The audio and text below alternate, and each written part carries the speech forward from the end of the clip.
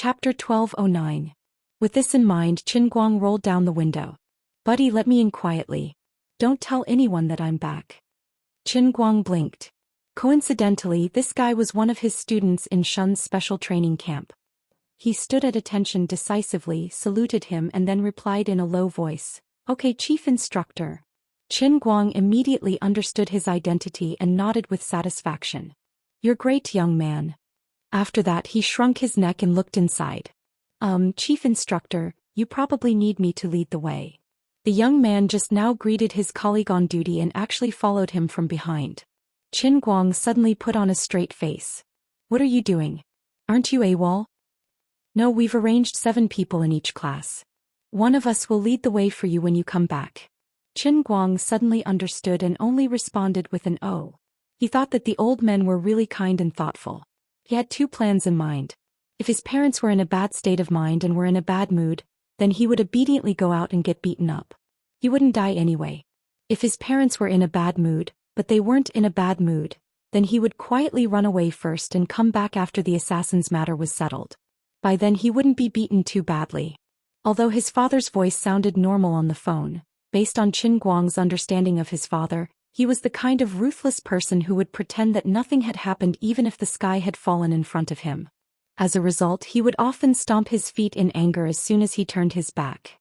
It was completely possible that he was in a bad mood right now. With this in mind, Qin Guang quietly came to the surveillance room under the guidance of the guard who had turned into a guide. "There are surveillance cameras in everyone's room?" Qin Guang's face immediately darkened. The guard hurriedly explained, "How is that possible?" "Chief Instructor, don't worry. The surveillance cameras only cover all the corridors. Every guest room is an independent room of the highest standard. Not only is it fully equipped, but it is also absolutely private. Now your father and the others are in the activity room." "Activity room? Look at the time, why aren't you sleeping yet?" Qin Guang had a bad feeling in his heart and then he saw the image on the monitor.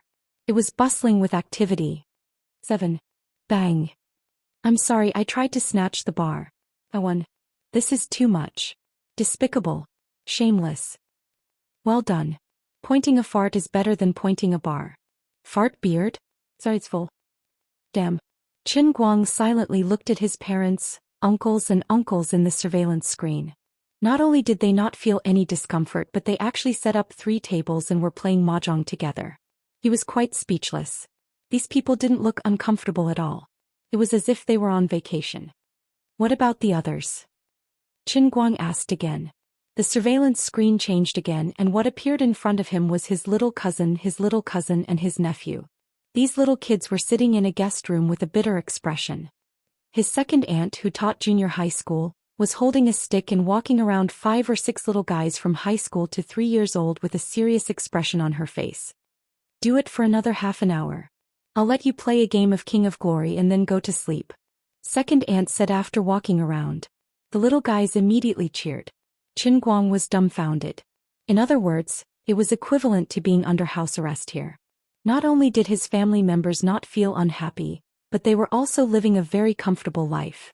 Those who should play mahjong played mahjong, those who should study read, and like second aunt she even moved her work here directly. In another monitor, if he was not mistaken, a few grandfathers were playing mahjong. This time Qin Guang was very relieved and boldly greeted the guards, and swaggered into the activity room. Seeing him enter the door, his father was actually too lazy to stand up from the chair. His father, who was facing the door of the activity room, waved his hand casually. "You're back." Bang. Qin Guang. After waiting for about a few seconds, his mother, who was sitting at the other table, finally reacted. She first shouted, "You brat, you finally know to come back to take a look. Put him down." Ingji. Bang. Qin Guang. After waiting for a few more seconds, everyone suddenly shouted in unison, "Qin Guang is back." Everyone's voice sounded a little louder. Qin Guang thought to himself, this is right. This is the correct response. But in the next second, everyone turned their faces in unison. "Those who should touch, those who should fight, those who should fight, those who should fight, those who should fight." Completely. Bowen. Pay attention to him. Why are you all so thick-skinned? On the other side, his mother only stood up after she had done all that. She took him outside and looked him up and down to make sure that he wasn't injured. She patted his shoulder and said, Fortunately, you're fine. But we're right. You'll definitely be fine. Qin Guang said in surprise. Mom, why are you so confident in me? Feng Rong rolled her eyes. Why are you still pretending? Everyone in our family knows about your situation. Our Feng family has brought glory to our ancestors. You've done well, kid. The higher-ups let us watch some videos related to you. We knew that no matter how bold those assassins are, they won't find trouble with you. As long as we're fine, everything will be fine. Qin Guang nodded. That's true, but I thought, do you think we'll be so scared? It was like that at the beginning, but your friends who are officials explained it very clearly to us. There were even a few martial arts masters who came and said that you're now the leader of the martial arts world and that their duty is to protect our safety. Very powerful. All of them seem to come alive from the TV series. And this place is also very impressive. It's said that even if there's a war, this place can be fortified for a year or two. Feng Rong comforted him. So we also thought it through. Instead of making you worry for no reason, it's better to be happy. You don't say. This underground place is not stuffy at all. We can also surf the internet and watch TV. The food is also quite good. It's even better than the new Chinese restaurant we opened. Qin Guang was speechless. When he turned into his consciousness and came over, everyone didn't seem to be in a good state of mind. They were sitting around the table eating buns. He really didn't expect that everyone would be in such a state when he came back. It was simply shocking. How was this a refuge? Everyone in the world wanted to take refuge like this. Alright, it's already past 12. Why aren't you sleeping? Second aunt is still tutoring little cousin and the rest? Isn't it because everyone had insomnia on the first day? Anyway, things won't end in a short time. Simply adjust the biological clock. Anyway, there's no distinction between day and night in this underground place. When Feng Rong said this, she accidentally revealed a piece of information. In fact, it seemed that it was fun for everyone to stay here, but it was still quite inconvenient. Qin Guang was very sensitive and wanted to say something. He didn't expect Feng Rong to think faster than him. Don't worry too much about this. We heard in the afternoon that we don't know what happened to those killers. Anyway, a lot of people were arrested at once. It's very strange. Until now, there are still unconscious people found in the county town. According to speculation, they are likely to be those bastards who came to trouble us. We have to believe in the country. What era is this? It's not the Bund. How can we let these people do whatever they want? After listening to his mother, Qin Guang vaguely understood. No wonder there hadn't been any particularly obvious turbulence until now. It turned out that those killers who had their souls crushed by him didn't go crazy on the spot, but were unconscious on the spot. Forget it, it made no difference. Well, if you have nothing else, I'll go out and talk to the person in charge. Don't you want to sit down? I don't play cards. I have to take care of this matter. The sooner it's done, the sooner everyone will feel at ease. Okay, then you pay more attention to rest. It's almost our bedtime in an hour or so. You can ask someone to arrange a room for you. Do you want to eat first? Mom, don't worry. I'll arrange it myself. Do you want me to make some chicken soup for you? No need, no need. You don't have to do anything. Oh, then I'll continue to play cards. Oh, by the way, that little girl named Xianxia is really obedient. She likes you very much. You didn't do anything to her, right? That's against the law. What are you talking about? If there's nothing else, I'll go first. Qin Guang fled in panic. He almost let it slip that Xianxia was only young, but she was already 18 years old. Not against the law. If he had really said that, wouldn't he have let her spill the beans? Furthermore, Qin Guang had no idea if his mother was feigning politeness or if she really wanted to cook for him. But when Qin Guang said that he didn't want it, she immediately turned around and left without any delay. At this moment, his aunt's urging voice resounded from the activity room. Qin Guang thought about it again. Everyone in his family was so calm. Maybe they had discussed this in private early on so that he wouldn't feel too much pressure. This is what family should be like. Qin Guang went straight to the command room where Xianxia and Xuelin were sitting. Seeing him enter the door, the two stood up at the same time. Xianxia's eyes were filled with joy, but Xuelin seemed a little reserved. Sit. You've all worked hard during this period, Qin Guang said cheerfully. As soon as he said this, others might not feel anything, but he actually felt as if it was a lifetime ago. There was no specific time statistics in the slaughter world, but even a fool would know that at least half the moon had passed in there. The most important thing was that the experience was too rich and the feelings were too unique. In addition, when he transformed into his consciousness and traveled around the world, it also made his state of mind change too much. Xianxia rushed up and punched him in the chest. Go to hell. What are you pretending to be polite for? Chapter 12:10. What do you mean by hypocritical politeness? I'm really thankful to you. Qin Guang let Xianxia hit him casually. Unknowingly, her martial arts cultivation had been raised to the middle stage of skin strength. He didn't know how she had been practicing during this time. But with her current strength, it was no different from tickling Qin Guang. Well, you can say that to others. It doesn't matter to me anyway. Xianxia intended to be more intimate with him, but then she remembered that Xuelin was next to her, so she immediately restrained herself. Qin Guang turned to look at Xuelin and said, I haven't seen you for a long time. Your strength has improved a lot. You've been practicing well. Xuelin scratched her head embarrassedly. I'm far worse than Deputy Director Xen, and I can't compare with you, Director Xen. Qin Guang almost laughed out loud. This girl really had a dream. He wanted to compete with him. After chatting with the two for a while, Qin Guang thought for a while and asked Xianxia to represent him and promise all the martial artists participating in the security operation that he would give a lecture to everyone in the future, imparting all his insights and experiences on the path of martial arts. After that, he was pulled away by Xianxia.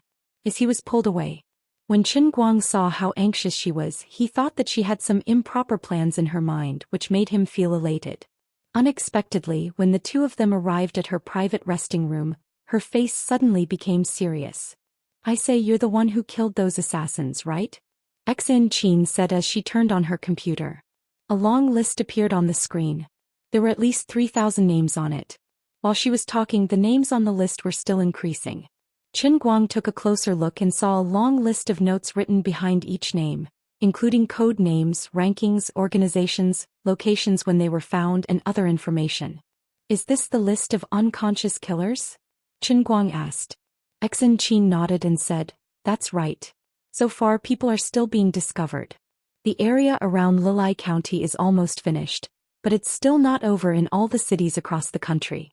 I heard that the same phenomenon is happening in some places overseas. At first, people in many places thought that they had encountered evil spirits or were haunted, but the identities of these people who had fainted were slowly figured out. Without exception, all of them are members of an assassin organization. Qin Guang replied, Oh. You're done with an O? In addition to being members of the same assassin organization, these people also have one thing in common, and that is, they are all involved in the same bounty mission. I think you already know that these people have accepted the bounty to cause trouble for you.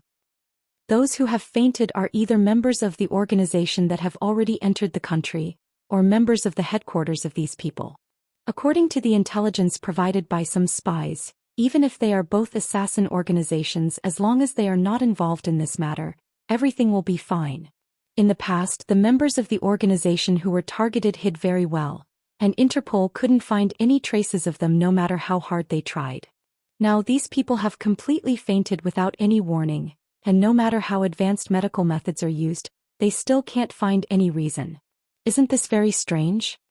Xianxia seemed to be analyzing the situation by herself, but it also seemed like she was asking Qin Guang. Qin Guang nodded calmly and said, That's right, this is simply too strange. Xianxia said, she continued. All right, many people have all kinds of hidden identities when they are first discovered, and others would never even dream that they are members of an assassin organization. Many people are discovered to have fainted first, and then the police in turn follow the clues to investigate the identity of the other party. The accuracy is almost 100%. Qin Guang pretended to be very surprised and said, I see. That's really scary. Xianxia hammered her chest with her pink fist again and said, Go to hell. I don't believe this has nothing to do with you. Qin Guang chuckled and said, All right, I did it. Even though she had already guessed the answer, Xianxia still couldn't help but exclaim, How on earth did you do it? Qin Guang grunted and said, Have you forgotten? My other identity. What? You're an Earth-style archmagus, not a spiritual-style archmagus. Also, this matter itself is too difficult to understand, right? There are so many people in countless completely different places in the world. How can this happen at the same time?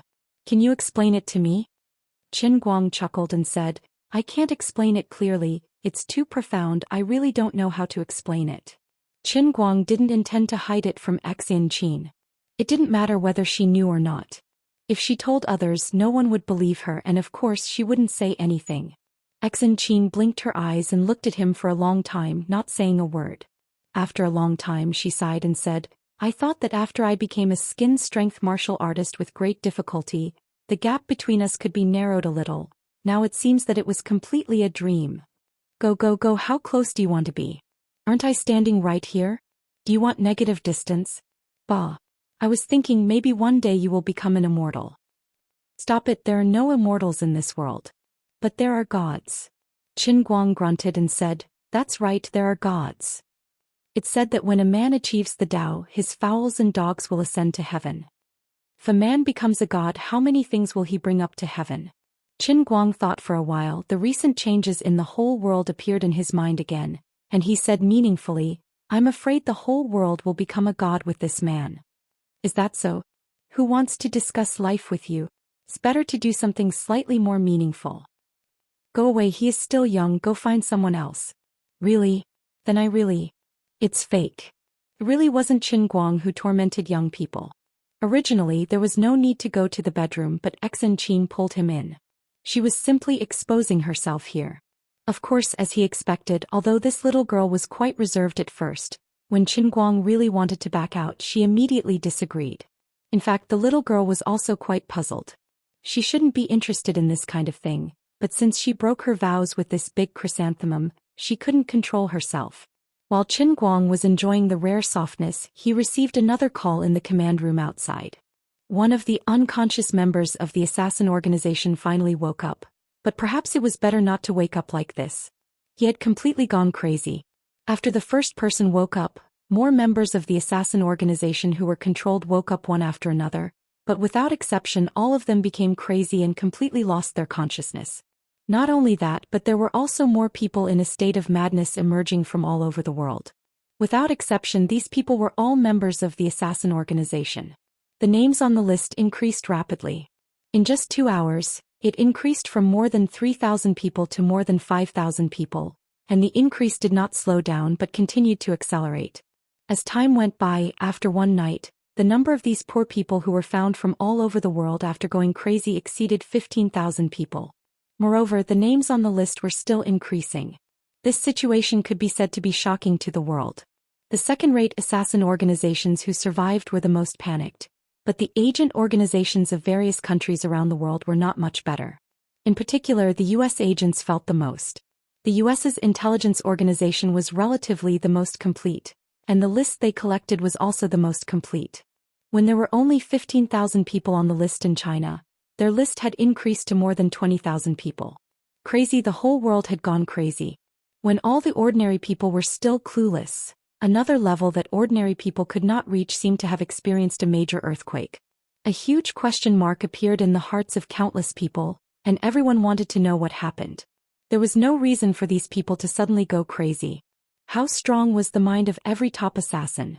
Their hands were stained with blood, and their hearts were as hard as stone.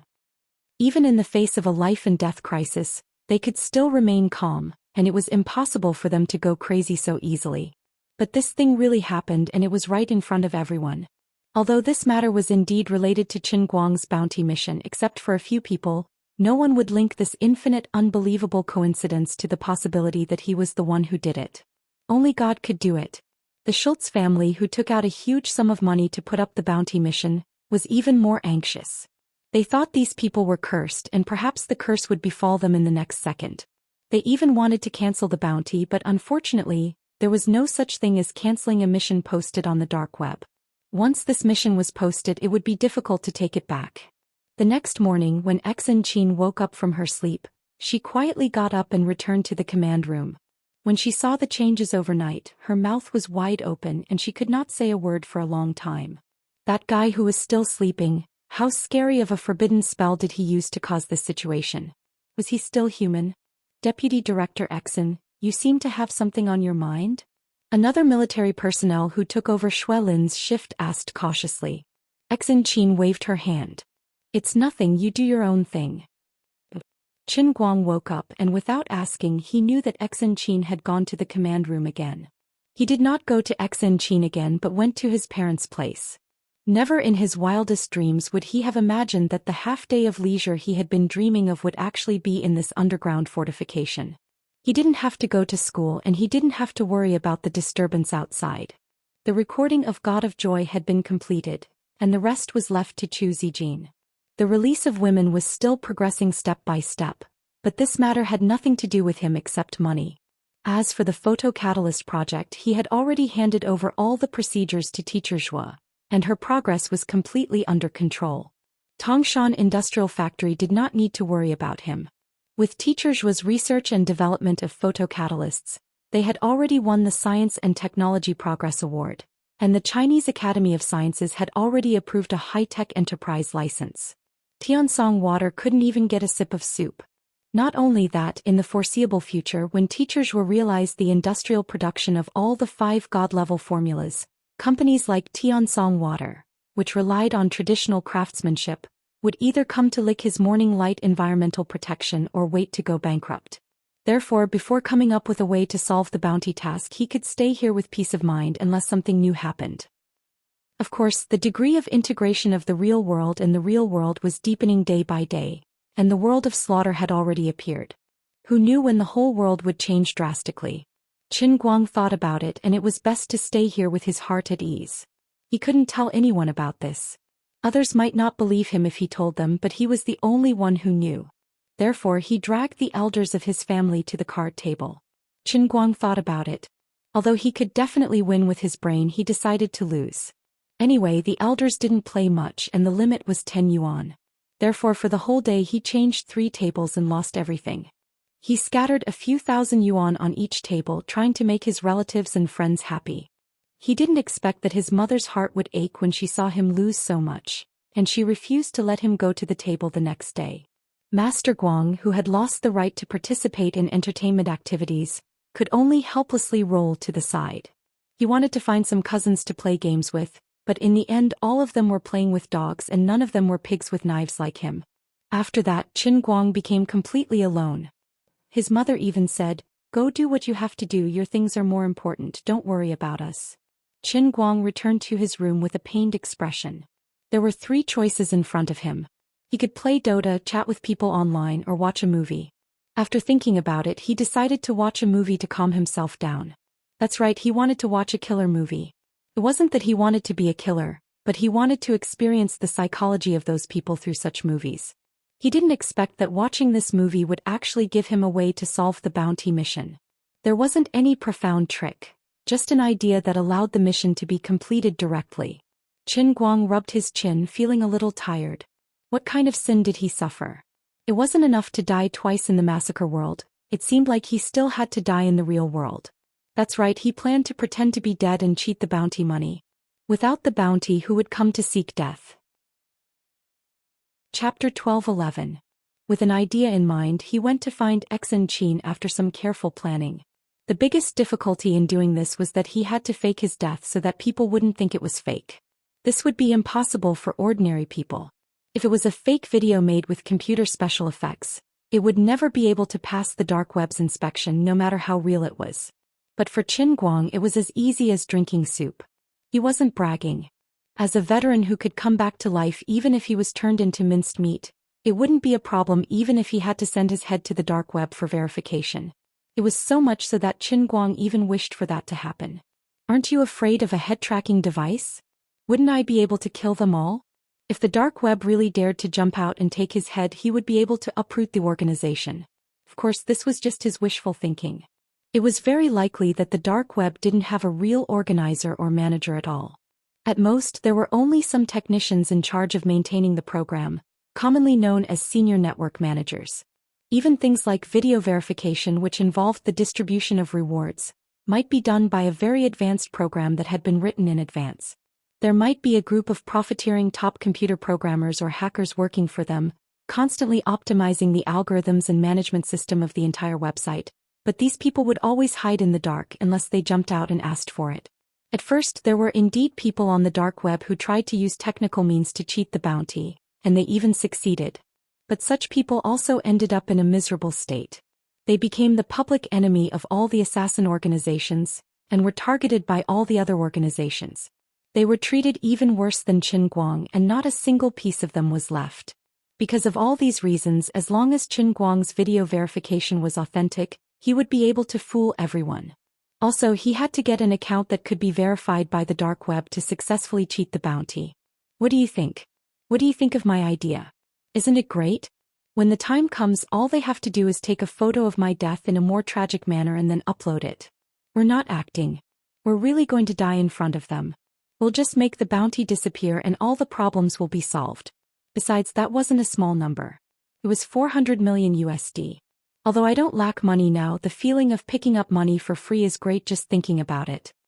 Half an hour later, he told Xianxia about his wonderful idea. Xianxia looked at Qin Guang, who was beaming with joy with a face full of horror. Her mind was in a daze for a long time before she asked doubtfully, "If I didn't mishear you just now, you said something like this. Find a few or dozens of people to give you a round of heavy weapons, then get someone to chop off your head? Then we'll find someone who's registered on the dark web and upload the video. At the same time, we'll publicly announce that you're dead, right?" Qin Guang nodded excitedly. "That's right, that's it." Xianxia swallowed her saliva. "You can be said to be very wild. But this is the best and most labor-saving method. In any case, even if all the 27,000 assassins in the world go to heaven, as long as the bounty is still on, my family and friends won't be able to live in peace. We can't let this go on forever." Xianxia looked at him calmly, talking about such a horrible thing, and was speechless. It does make a little bit of sense. It does sound flawless and convincing, but there's something I don't know if I should say. Qin Guang waved his hand generously. "Go ahead. Have you forgotten the biggest flaw in your entire plan?" "Bupol. What? That's impossible." Xianxia was about to break down. She wanted to kill him. "How can you cheat a bounty like this? Aren't you really dead? What's the use of money?" "A few days ago, our technicians used the dark web's advanced account that we seized from the world's breaker to check inside the dark web. According to their report, the dark web's censorship system is very powerful. It's impossible to fake a video." Qin Guang was amused. "Now I'm relieved. We can go in directly. We won't be recognized as the world's breaker, will we? Now that the whole world knows that the world's breaker is in our hands, won't we be suspected if we use their account?" Xianxia answered subconsciously, "That won't be the case. According to our insider, all the accounts on the dark web are anonymous. Not only that, every time we log in or use the account, a new code will be generated randomly." "That's so secretive." "Good. Let's figure out how to act." Qin Guang suddenly understood. No wonder he couldn't use his mind to look for the mission issuer when he was in God mode. The dark web's ability to hide their identity was too powerful. "Wait. That's not what I want to talk to you about. Don't interrupt me." Qin Guang was speechless when he saw that she was still struggling with this problem. He waved his hand decisively. "Do you think I'm stupid? If I'm really going to die, why would I come up with such a stupid idea? I already said it's an act. You're playing dead." Xianxia narrowed her eyes and glanced at him. "Playing dead? How can you not die when your head is broken?" "Aha. You're not human, right? You're an earthworm, right? Go. I'm serious. Stop talking nonsense and think carefully about how to operate this matter. In short, you don't have to worry about anything else. Just help me think of a way to make this matter convincing enough." Xianxia still didn't believe him. Qin Guang grabbed a utility knife from her desk and swiped it across his palm in front of her. He then activated the earth explosion talent to show her why the flowers were so red. Looking at the wound in front of her that healed like computer special effects, Xianxia completely understood. She came to a sudden realization. A long time ago, when she and Wu Miaoan were in his house, an extremely strange thing had happened to this fellow. He had only taken a bath, and the bones in some parts of his body had undergone earth-shattering changes. Now, it seemed like his extraordinary recovery ability was also a manifestation of that. But this was too absurd. Can a severed head recover like this? Xianxia's heart was shaken. Qin Guang snorted. "Yes, it can. Do you want me to perform it for you?" "Oh no. Then hurry up and think of a way. I think Xuelin will be more professional in this matter." After all, he used to be a professional agent. He has always been in charge of the shatter. All right, it's settled then. That afternoon, Xuelin, who was also traumatized, took out a complete set of plans. He was more shocked than Xen Qin, but he had a stronger blind trust in Qin Guang. Obeying orders was the duty of a soldier. Although Xuelin was now part of the management of the Guangding General Headquarters and was no longer a frontline soldier, deep down he had never changed. Not bad, the idea is good, but the person must have good acting skills and can't be recognized. Looking at the plan in front of him, Qin Guang nodded with satisfaction. Brother Guang, don't worry. In order to get this done, we've decided to use the highest level insider. He's a lone killer. Xuelin explained. Qin Guang's eyes narrowed. Killer? He's different from ordinary killers. He doesn't accept every mission. In a sense, he belongs to our agent system. Good. That night, an earth-shattering battle took place at the old site of the Qin family's villa in Lilai County. Could be said that the sky was dark and the moon was dim. The rumbling sound lasted for more than half an hour. The hill where the villa was originally located was cut in half, and the strong smell of gunfire drifted from the east to the west of the city. It was a sleepless night for everyone in the county. Many people stood by the window and looked into the distance, and from time to time, they were frightened by the flames and radiance that soared into the sky. It was more like saying that thunder had descended on the world.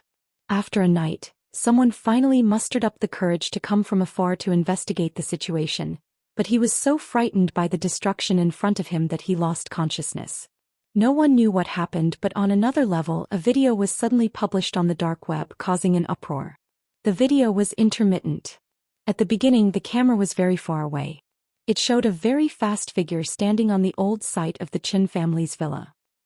At the same time, at least 10 long-range attacks were raining down on him from all directions. These big guys were very powerful, but they were at the level that ordinary organizations could get their hands on. It could be called a small modern weapons exhibition. Finally, the owner of the figure was careless and took a shot. He seemed to be seriously injured. The video was cut off. The next scene was the live shot of Qin Guang's head that he had discussed with the others. His death was very tragic. His eyes were filled with unwillingness and despair. The anger that poured out and the lines that he roared, "I won't let you go even if I become a ghost." It was simply heartbreaking and tearful. When the list of people in the mental asylum increased to 25,000, the news of Qin Guang's death spread at the same time. The entire underground world was shocked. Well, it could only be said that the underground world was severely damaged and only had half of its strength left. This guy who was blessed by God actually died. Died in his own home? Everyone knew that they should have ambushed him near the villa that was blown up. Many top organizations had done the same before. Unfortunately, before the opportunity came, they were first cursed and went crazy. Just when the world was wondering who else could kill him, he suddenly died in the vicinity of the villa. This was retribution. He must have known what had happened to the other organizations and let his guard down for a moment. This allowed the top organizations that had escaped misfortune and ambushed near his home to take advantage of it. Which organization was it that had hit the jackpot? Forget it, this was not important anymore. The nightmare of the global assassin organizations had finally come to an end. Seeing that the highest bounty in history of 400 million had finally been changed to a completed state, and the bounty had also been cleared to zero, many second and third-rate organizations that had stayed out of the matter and escaped the disaster could not describe how they felt. They felt regretful but also relieved. Chapter 12:12. Just as Qin Guang had expected, even if these low-level teams were scared out of their wits by the terrifying name list, it was still a total of $400 million. Even if there was only a 1 in 10,000 chance, this was how the world was. As long as there was a 300% profit, people would be willing to bet their lives on it, let alone $400 million. Now that the bounty was gone, there was naturally no need to think about it anymore. However, Qin Guang was not in the mood to pay attention to the situation on the dark web. Instead, he was helplessly dealing with one phone call after another. He had thought that the influence of this matter would only be spread on the dark web.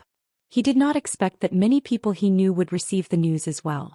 The phone calls coming in from all directions made him feel like his head was about to explode. The first thing most of them said was, "Qin Guang, are you dead?" "I'm not dead, I'm not dead." "That's impossible. I've seen the video. You died so tragically." Old Master Guang held his phone and wished he could spit on the other party's face. I'm going to die. Who's talking to you guys now? You're not a ghost, are you? Alright, you guys win. However, he did not have to worry about the news of him still being alive being leaked.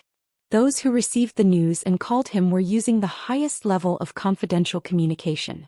As long as he told them his true purpose, the news could still be hidden for the time being. Once the limelight was over, he would swagger outside again. Even if the content of the video was leaked through some channel, it wouldn't matter. He could just say that it was made with computer special effects. What? Others will ask, what special effects are these so realistic? What can you do even if I don't tell you?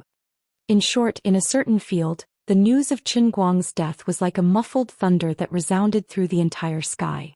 Most people were shocked and relieved, but there was still a small group of people who were extremely ecstatic. They were the people who had issued the mission. Other ordinary people might not have the chance to know such secrets, but as the mission issuers, they naturally received the notification that the mission had been completed. In these 2 short days, these people's emotions had been on an indescribable roller coaster. When the news of almost all the top assassin organizations around the world being wiped out spread, these people were terrified. The more names there were on the list, the more frightened and desperate they became. Just when these people were about to despair and wanted to take the initiative to find Qin Guang to repent, they suddenly received a piece of heavy news. This guy was dead. Great sorrow and great joy came too suddenly, and those with weak hearts could not bear it at all. A respectable old man in the Schultz family died of a heart disease. As a result, the poor Schultz family's joy turned into great sorrow. Fortunately, this family did not have a history of heart disease. Otherwise, another one might die from anger. When the chairman of Xianxia Group heard this, he silently tore up the check in his hand. Inside the check was $200 million that he had asked his family to prepare. He had intended to add more money to the fund, but now it seemed unnecessary. It was the same for the Japanese consortium. However, there was a force that even Qin Guang did not expect to be involved. It was Song Mingyuan of the Tiansong Water Group. Out of the $400 million USD bounty, he took $20 million. The reason why Song Mingyuan was bleeding so much wasn't because of his jealousy with Qin Guang over Tang Ying, nor was it because of what happened in the Tangshan industrial factory. As Qin Guang once thought, since his 5 god-level formulas were exposed, in addition to the major photocatalyst laboratories around the world that directly participated in the competition, the old-school environmental protection companies were in the most difficult situation in many other aspects. The establishment of Chenghuang Environmental Protection indicated that Qin Guang's next step must be to focus on the environmental protection industry. Under the premise that they sat on the 5 invincible photocatalysts, other companies had no competitiveness at all. There was only one way for companies to survive in the new environment, which was to rely on Chenghuang Environmental Protection, buy photocatalysts at an affordable price, and apply them to the new process. Otherwise, the only fate waiting for them was to be gradually nibbled away until they perish. At the behest of Qin Guang, the commercial development team under Chenghuang Environmental Protection had begun to arrange production lines in advance and accept pre-orders. Although there was still at least 1 to 2 years before large-scale industrial production, and the exact cost could not be estimated, it was not a problem to reach a preliminary intention. Song Mingyuan sent someone to the United States early in the morning to negotiate with Chenghuang Environmental Protection, and then he received desperate news. Chenghuang Environmental Protection refused to deal with Tiansong Water Group. This matter was much more serious than jealousy or a small conflict in the Tangshan industrial plant. This was almost a death sentence for Tiansong Water Group. Song Mingyuan thought about it and decided to take the risk. As long as Qin Guang died, all problems could be solved. He did not expect that not long after he issued the task, someone would immediately increase the bounty. This was not the end. In an unexpected situation, the bounty was quickly increased to the jaw-dropping figure of 400 million USD. Then Qin Guang finally died. When he received the news, Song Mingyuan immediately fell into ecstasy. He even used his mobile phone to take a video. After thinking about it, he decided to let Tang Ying see the video. Of course, he would not be stupid enough to send it himself. Instead, he gave it to someone else and asked them to create a title, "Good and Evil Will Be Rewarded, Those Who Are Unjust Will Die, The Death of Qin Guang," and then directly spread it on the internet. The omnipotent Superman Qin Guang's popularity was terrifying. Now, even if he walked on the street, he could make headlines, let alone this kind of blinding title. The person Song Ningyuan found was very knowledgeable.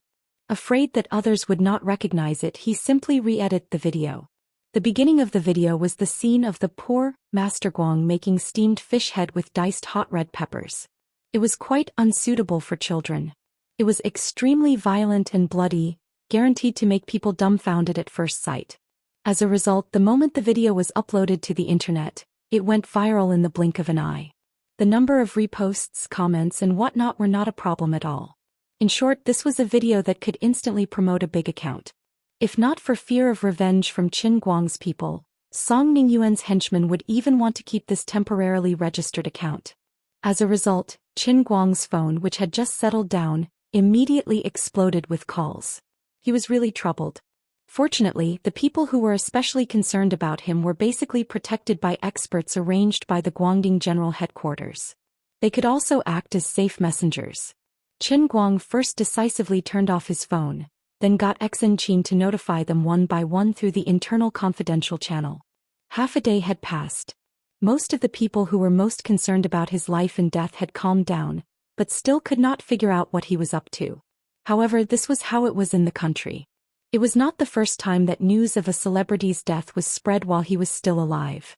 It was just that this kind of thing happened to Qin Guang, that was all. That was not the end. His parents had been happily playing cards when his cousin, who had been scrolling through Weibo, suddenly shouted and rushed into the activity room with his phone, shouting in panic, "Oh my God! Brother Guang is dead. He's dead. Oh my God." His cousin first received a slap on the face. Then he played the video to everyone, feeling very aggrieved.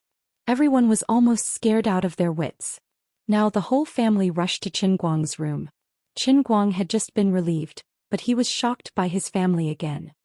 His mother knocked on his door with a pale face, shouting, Qin Guang, are you still alive?"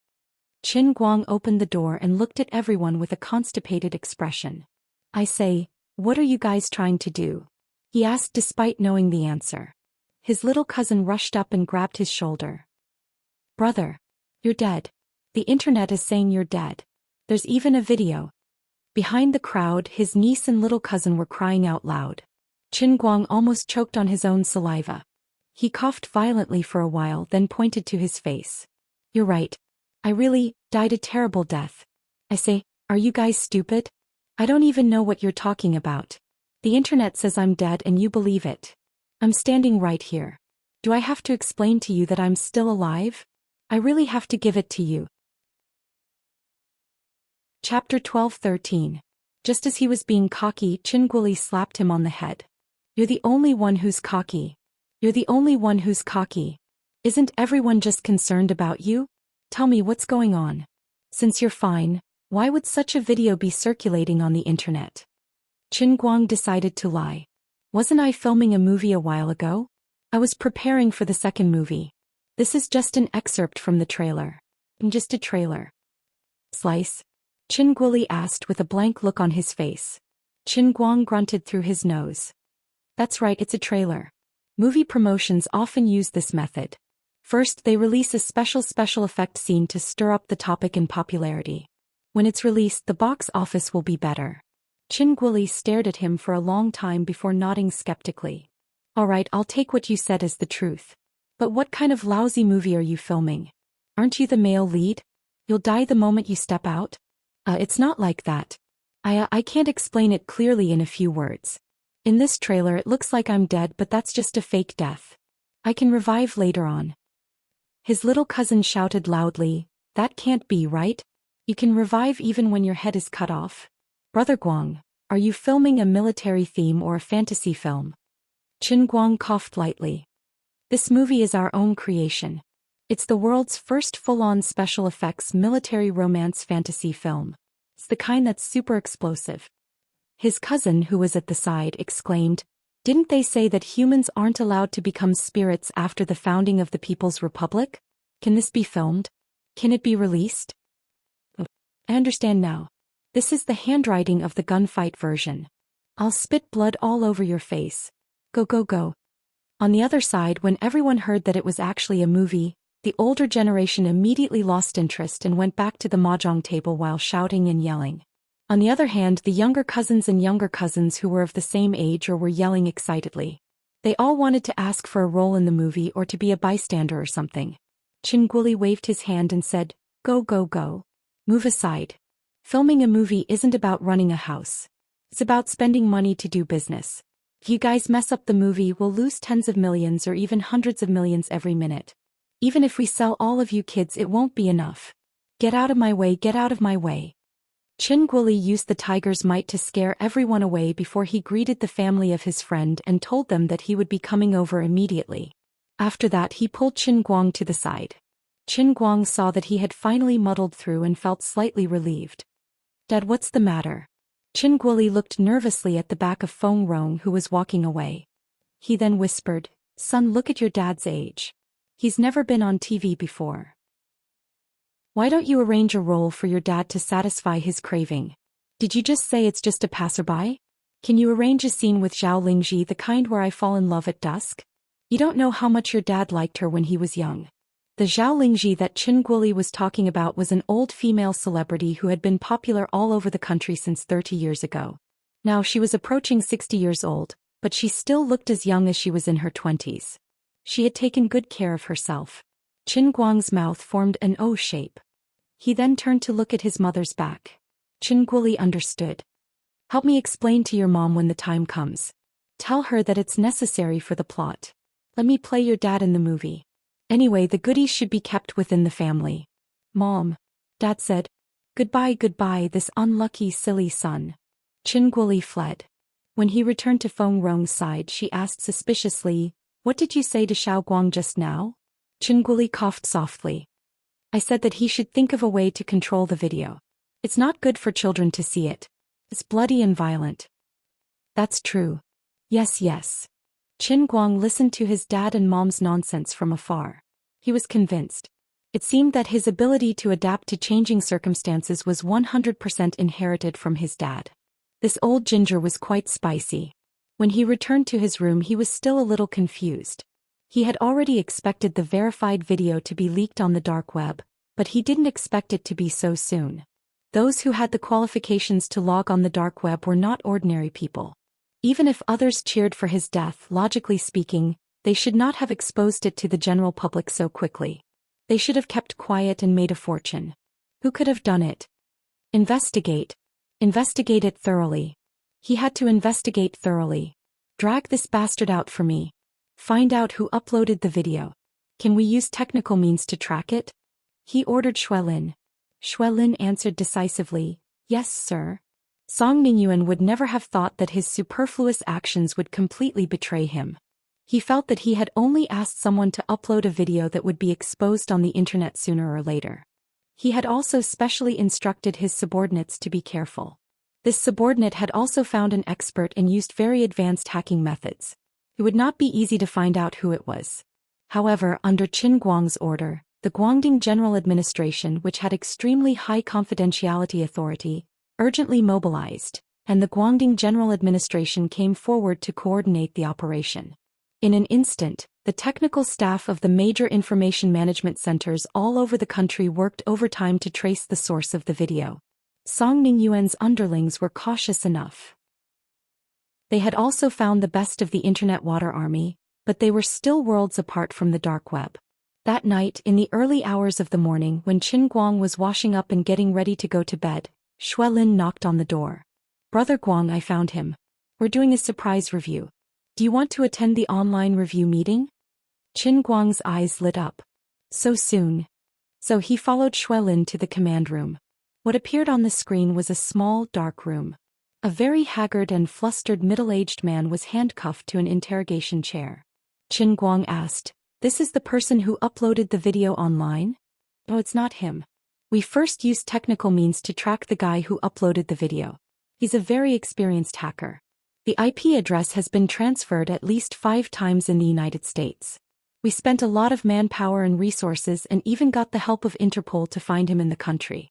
The hacker is in Denghai. We first got our colleagues from the security bureau there to control him, then dig out information about this person from his mouth. He was the one who sent the video to the hacker and then let the hacker spread it on the internet. Qin Guang suddenly understood. I see. Who is this guy? Why did he come to me for no reason? As he spoke, the interrogation in the video had already begun. We have enough evidence to prove that you first obtained the fake video that deliberately discredits China's senior leaders, and then instructed others to illegally spread it on the internet. Tell me who instructed you to do this.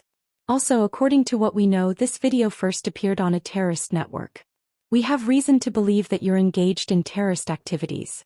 Qin Guang didn't see the interrogator's face, but the person's voice sounded quite dignified. He should be a professional interrogator. The middle-aged man in the video shrank his neck slightly. I don't know what you're talking about. I'm just an unemployed person. I admit that I posted this video, but I really don't know what you mean by a terrorist organization's network. I just climbed over the wall and casually browsed some websites abroad and then I saw this video. I don't believe it's true at all. I asked someone to upload it online just because I thought it was fun.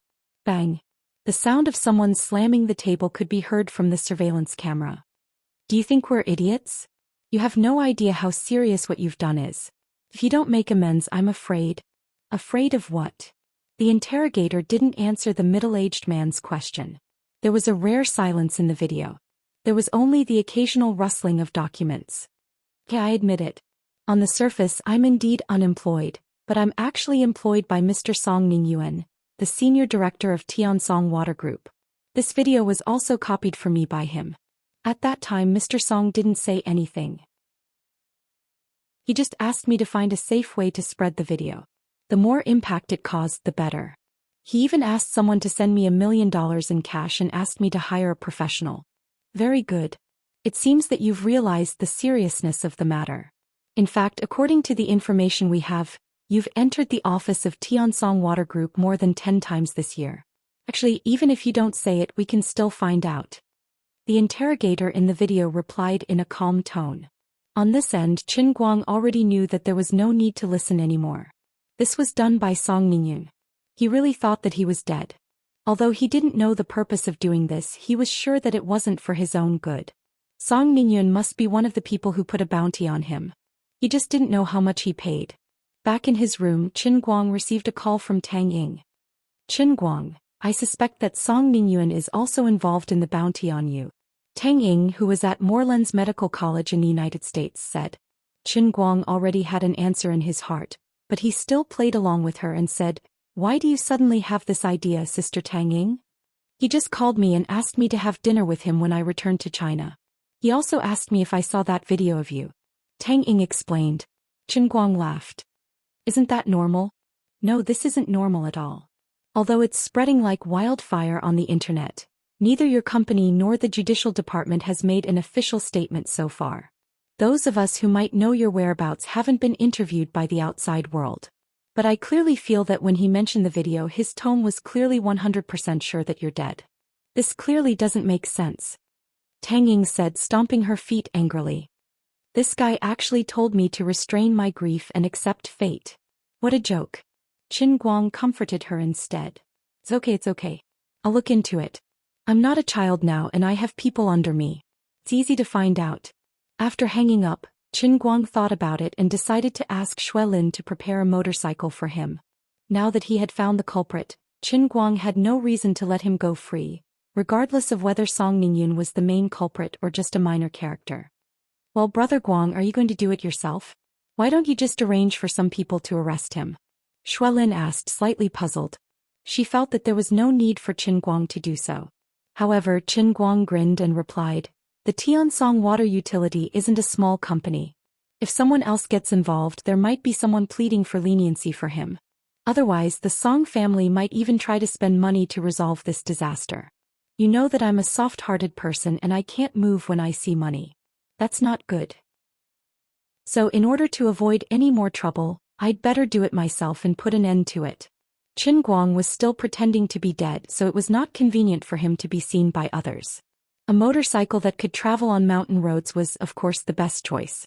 Song Ningyuan, who was immersed in the pleasure of revenge, had no idea that he was about to face a disaster. In order to celebrate, Song Ningyuan called a lot of friends to the Heaven and Earth Club to have fun. as his cousin Qin Guang's other enemy Zheng He would certainly appear. Brother Song, you called all of us to celebrate a good thing but you didn't tell us why. That's not very nice. Song Ningyuan raised his glass happily. Hey, it's my treat. Don't talk nonsense. In short, everyone just relax today. I do have a good thing coming but it's not convenient for me to tell you now. You'll know after a while. Could it be that Qin Guang is really dead? Is the video on the internet real? No one was a fool. Everyone knew about the conflict between Song Ningyuan and Qin Guang on MT Tongshan. Immediately, someone connected Song Ningyuan's smugness with the news on the internet. Song Ningyuan raised his eyebrows and pointed at his nose. Is it that obvious? Of course. But many people say that it's a rumor and that the video is fake. Brother Song, you can't be so naive as to believe it, right? In the face of everyone's doubts, Song Ningyuan only put on a profound look as if they didn't understand. The Buddha said it can't be said, it can't be said. He was not such an arrogant person, but now that Qin Guang was dead and he had been very careful, it was impossible for anyone to guess that he was the one who did it. Moreover, it was a reward of 400 million yuan. He only had 20 million yuan in it, so no one would think that it was him. Maybe some people will doubt it, but I, Song Ningyuan, am not a small character. I can't just rely on someone's unproven guess. He had no reason to continue being cautious. Next to him, Zheng He felt a little complicated.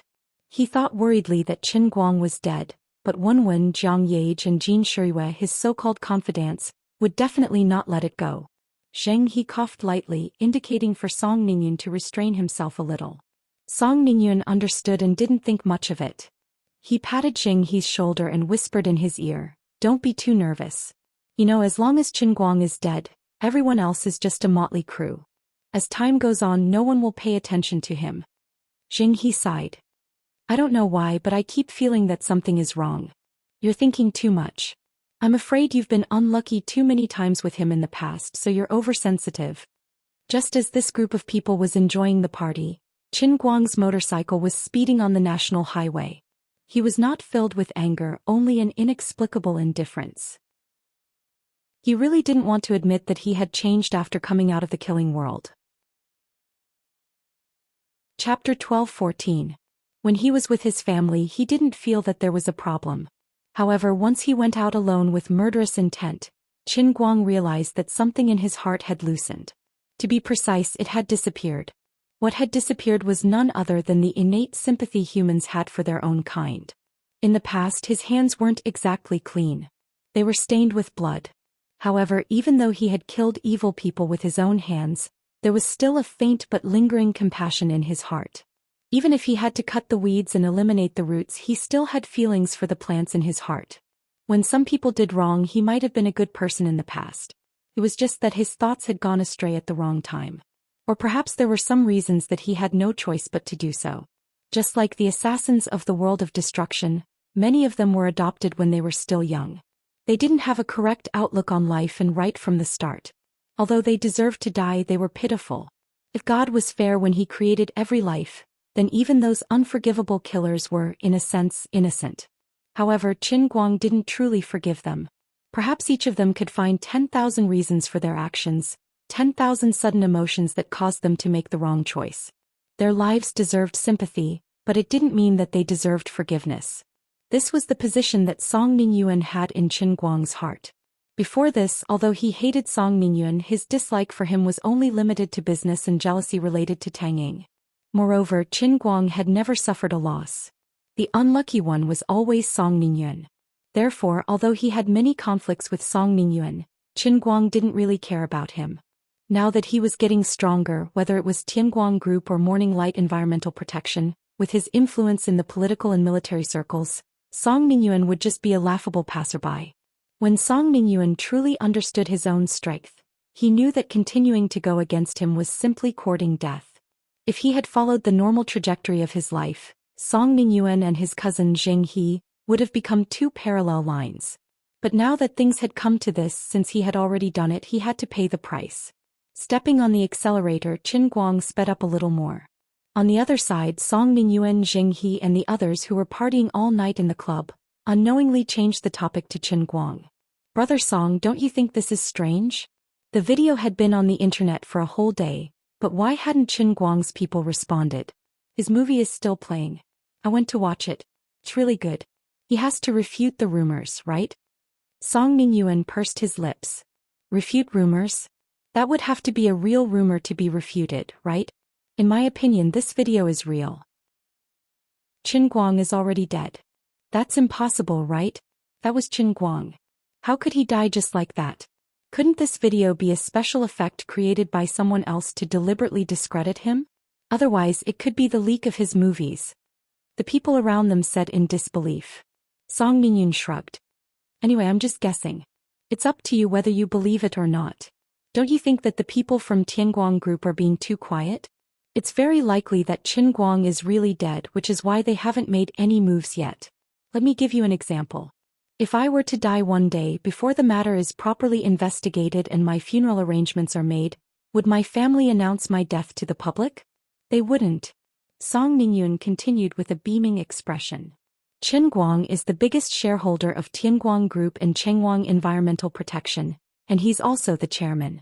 His every move has great implications, not to mention the news of his death. Don't worry, I'll still say the same thing. Wait for another 2 days and naturally nothing will be hidden.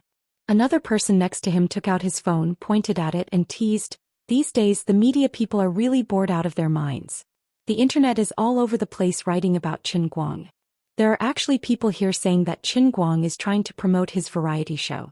Someone said that according to the Reuters photos, Qin Guang will appear in the next episode of his company's variety show, and the main theme will be the strongest body. Then the purpose of releasing this video in advance is to warm up and hype up his lousy show? What a joke. Who would hype up something like that?" Song Mingyun glanced at him. "Are you stupid? Who do you think you are? Why would you watch these media people's nonsense? It's a waste of time." This person was a little embarrassed by what Song Mingyuan said. "My family always says that I didn't study well overseas, so they told me to read more news when I have time now. Then you have to watch something useful. Let's put it this way. According to what you said, if the media is trying to promote his show, then the scenes of Qin Guang jumping and dodging bullets in the video, and all kinds of sniping with his bare hands must be real. Then the scene of his death must also be real. This can indeed prove that he is very good at fighting and has great strength, but what's the use of that? He's already dead. Who would want to watch a variety show about a dead person? Reminisce about him on the show? Then what if? Let's say that this video is made with computer special effects. But doesn't his show focus on real people and strange things? Even if he did it himself, he would have to film the real thing, right? There's no reason to use computer special effects to hype it up." As Song Mingyuan said this, he smugly patted his friend's head. "So, don't watch these useless things. It's a waste of time and even more embarrassing. Let me introduce you to a consulting company." "What's it for?" "It's that the other party will selectively provide you with information and articles that they have verified and determined to be useful based on your profession and your requests." Isn't this the same as the self-media pushed by artificial intelligence? No, this is completely different. Just like the article you're reading, it's completely made up and doesn't make sense. It's all nonsense made up by some rather unprofessional self-media people. You've wasted a whole 5 minutes of your time reading this article and now you're telling me about it, and you've wasted another 5 minutes of my time. Now that we're playing outside, it doesn't matter if we waste some time, but what if we're working? Then this time is very precious and we can't afford to waste it like this. But we can't cut off information from the outside world. After all, there are countless business opportunities lurking in this, but we can't waste time. The purpose of the service provided by this company is more clear. First, they'll exclude that kind of false information, then they'll summarize the important events in the relevant fields according to our needs and send it to us in the most objective manner. All of it will be manually reviewed, which can maximize our time. That good? How much does it cost per month? 50,000.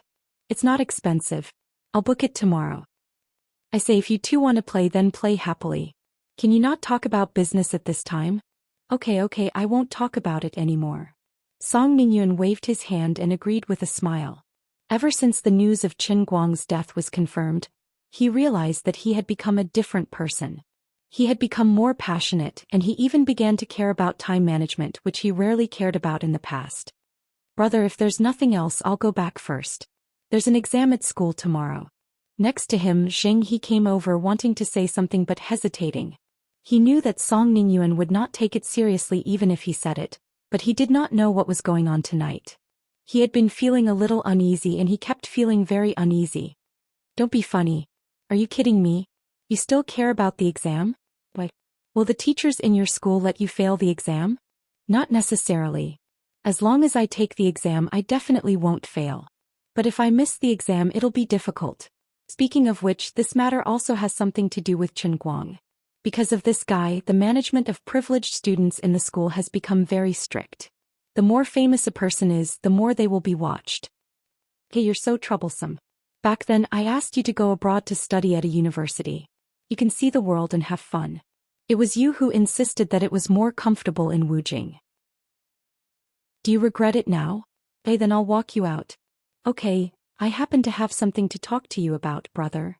The two of them turned around and said goodbye to the people in the private room. Then they walked out side by side.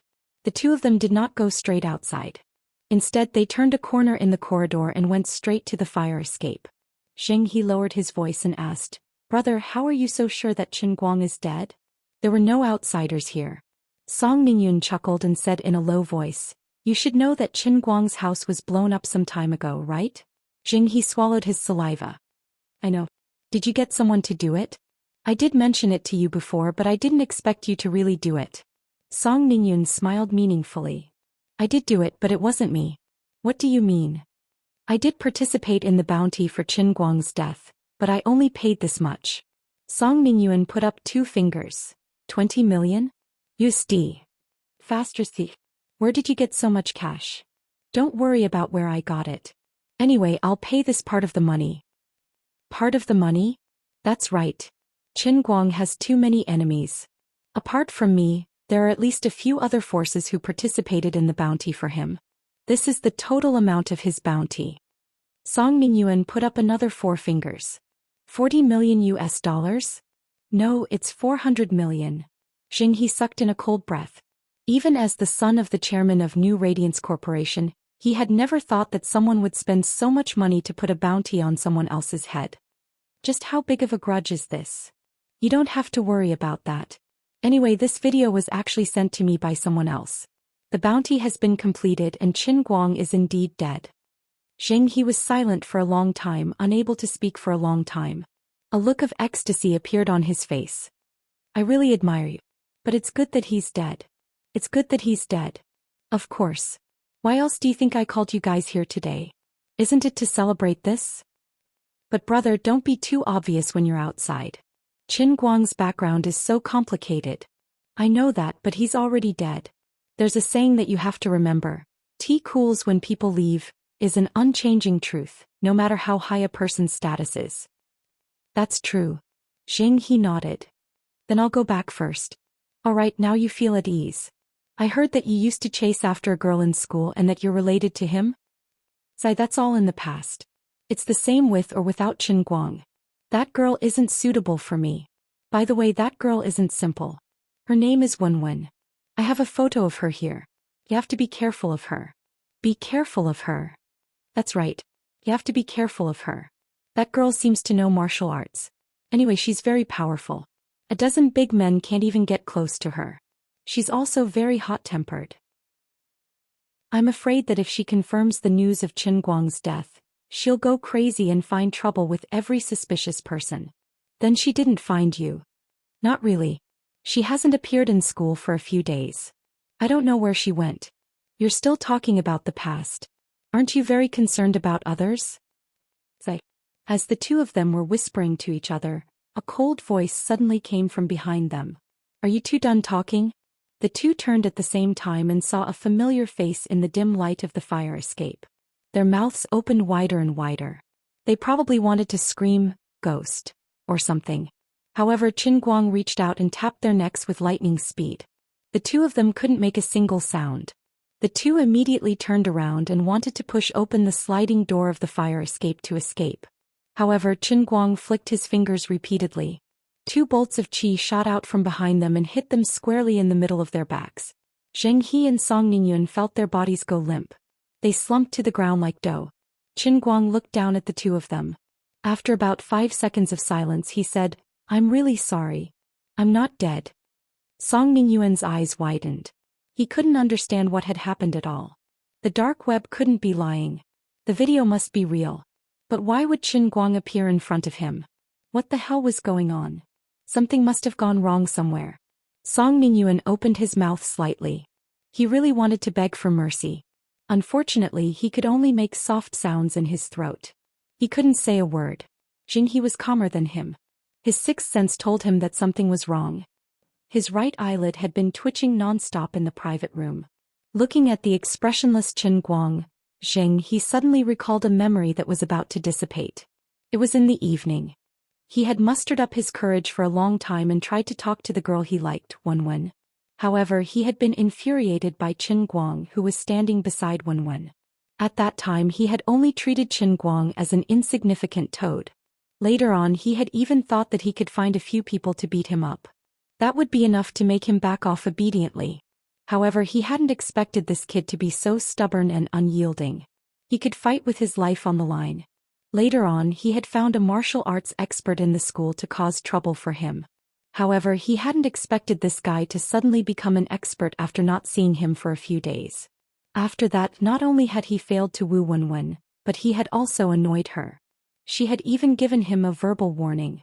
Later on he had bumped into him at the airport with Jiang Yage and Jin Shiriwe.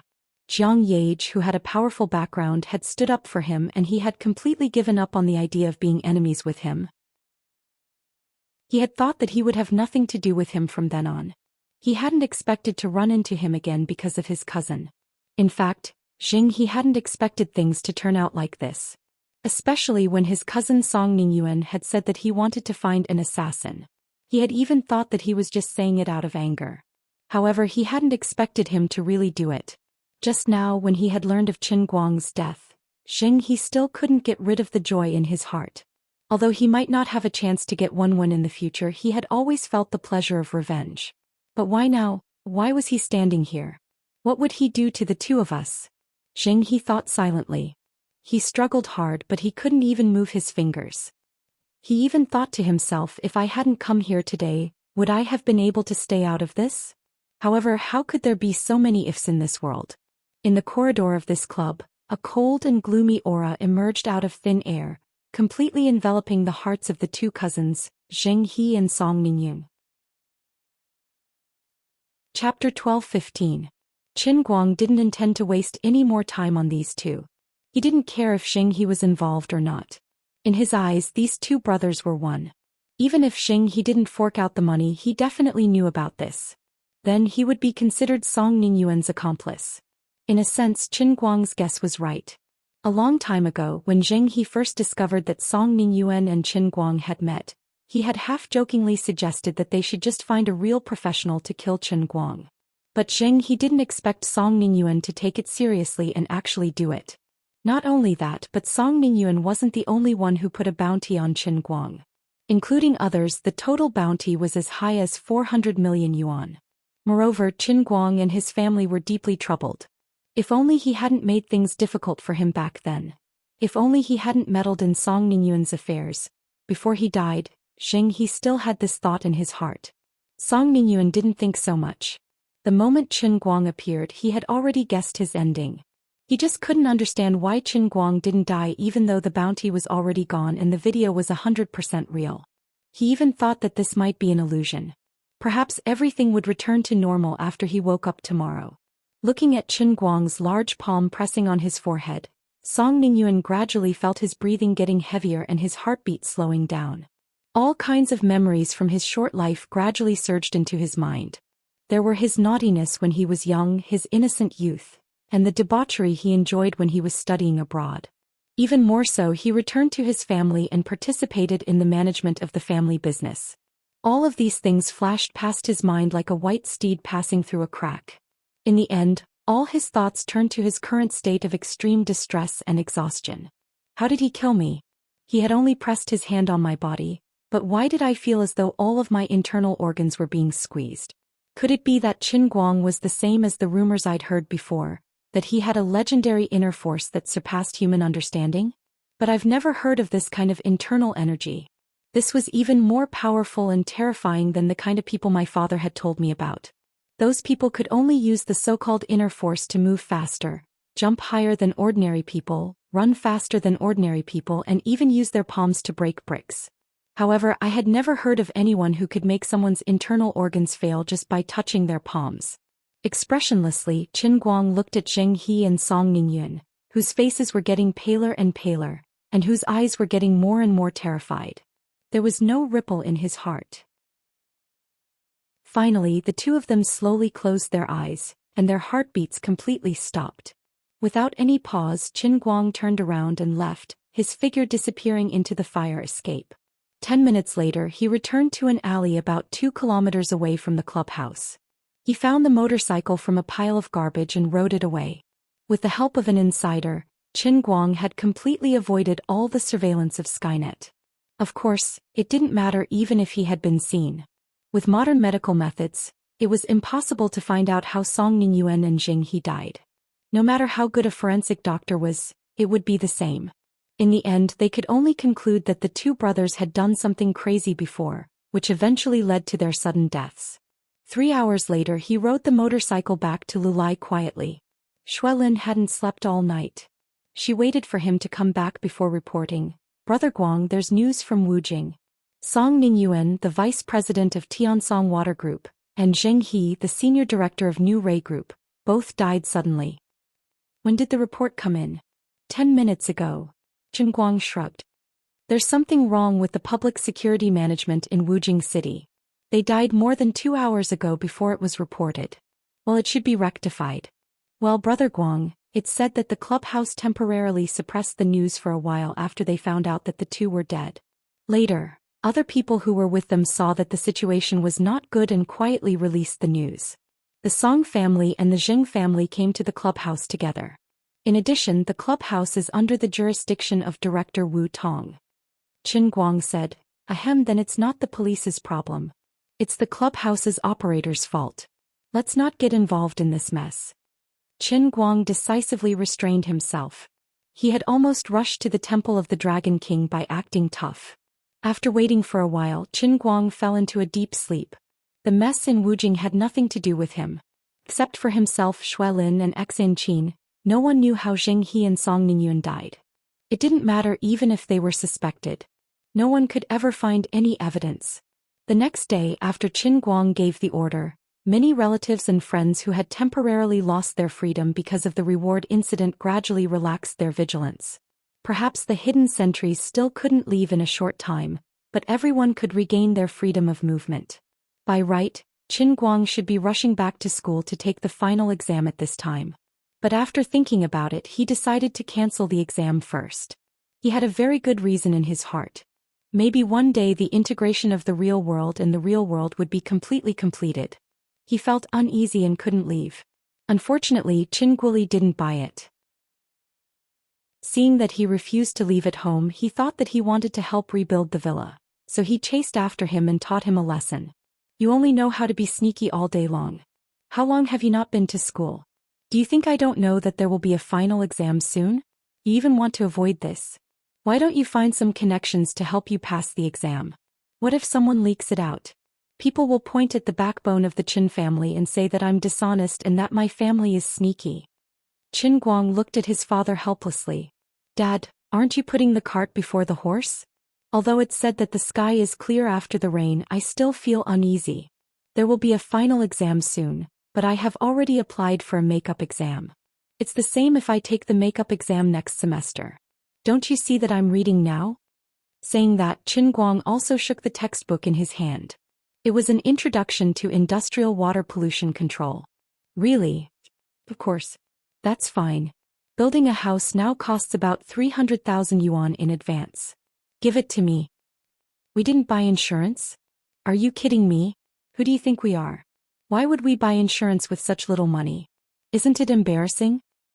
"I think, according to your financial thinking, even if our hot pot restaurant didn't have that incident, I'm afraid it would go bankrupt sooner or later." In fact, Qin Guang did not do nothing when he came to the county.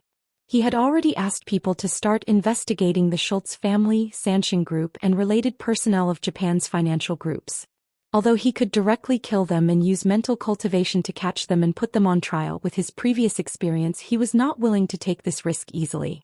Every time he used mental cultivation, his mind would become extremely tired and dispirited. Who knows, the world might suddenly change, and if something went wrong it would be too late for regrets. After 7 days, Qin Guang had almost finished the entire semester's curriculum by himself. Finally, there was a tip-off from outside, confirming that there was a problem with the Schultz family's financial flow. The amount was as high as $150 million. Chapter 12:16. He didn't feel relieved after the matter was confirmed. He still had to face the same problem. Should he go on this trip or not? The Schultz family was in Los Angeles. Qin Guang had 2 choices in front of him. He could either go to Los Angeles personally to find the person in charge of the Schultz family and send him on his way, or he could use someone else's help and order the Guangdong General Administration to send an expert to act on his behalf. The second method seemed easy, but Qin Guang couldn't make up his mind easily. Other than a few people, most inner force martial artists were only at the peak of skin force. Although they were much more powerful than ordinary people, they could still be killed by modern high-tech weapons. Foreign countries were not like domestic ones. No matter how big the incident was, it was still within the scope of one's own people. However, it was different on the other side of the ocean. It was not one's own territory. The Schultz family's status was not to be underestimated. A slight move in one part would definitely affect the rest. Although the dark web's bounty happened in the underground world and ordinary people didn't know about it, it was no secret in the eyes of those at the top of the pyramid.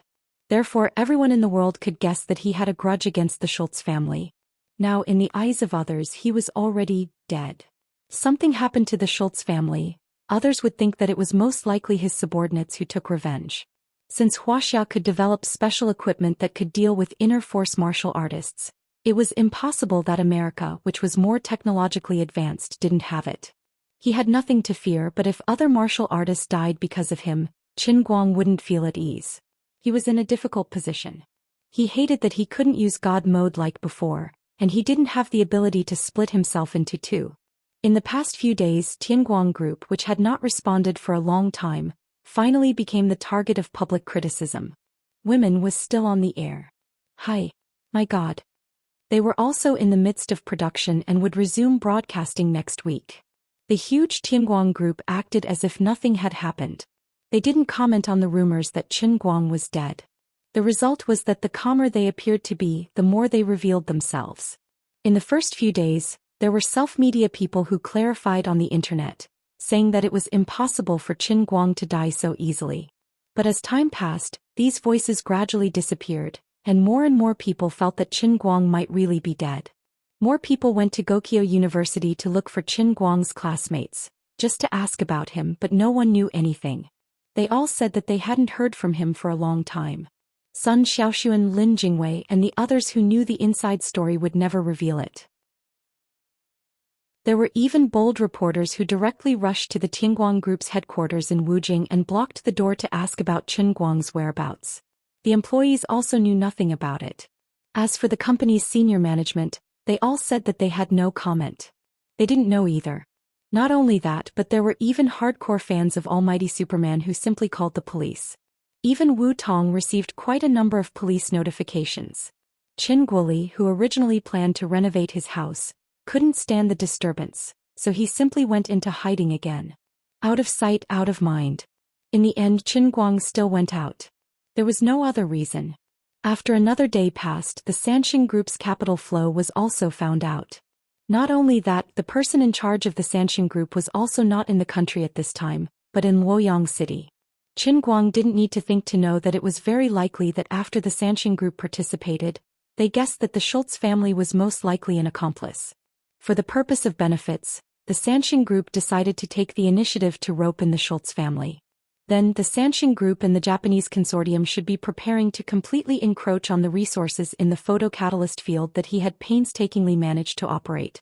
As he expected, Zhou Xian, who was in Prince's laboratory, received a call from the Xianxia Group and the Japanese consortium at the same time, giving quite harsh conditions for cooperation. Zhou Xian rejected them without hesitation, but things didn't end there. The other party seemed to have guessed from the beginning that Zhou Xian wouldn't easily agree, so they gave all kinds of hints and warnings over the phone.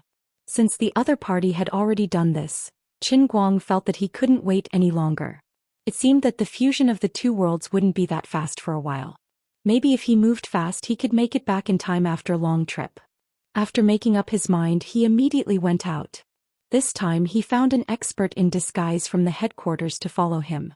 With this disguise technique he could save a lot of inconvenience when moving abroad. 2 days later, Qin Guang, who was disguised as a middle-aged man, appeared at the Los Angeles airport hand in hand with a very beautiful middle-aged woman. "Mr. Zhong, let's go to the hotel to rest first." The middle-aged woman put half of her body on Qin Guang and said in a very sweet voice. Qin Guang slightly struggled and pushed the woman further away. "Hey, you restrain yourself. We came out for business. Don't use those tricks on others on me." The woman named Yu's face slightly changed. She slightly retracted her body and said embarrassedly, "I'm sorry, it's a professional habit." Qin Guang sighed. "I know. Otherwise, I would have thrown you out a long time ago." He had no choice but to bring along the eldest disciple of Moon Sunflower sect, Yu. This Moon Sunflower sect was a sect that mainly trained female assassins in ancient times. It was quite famous in history.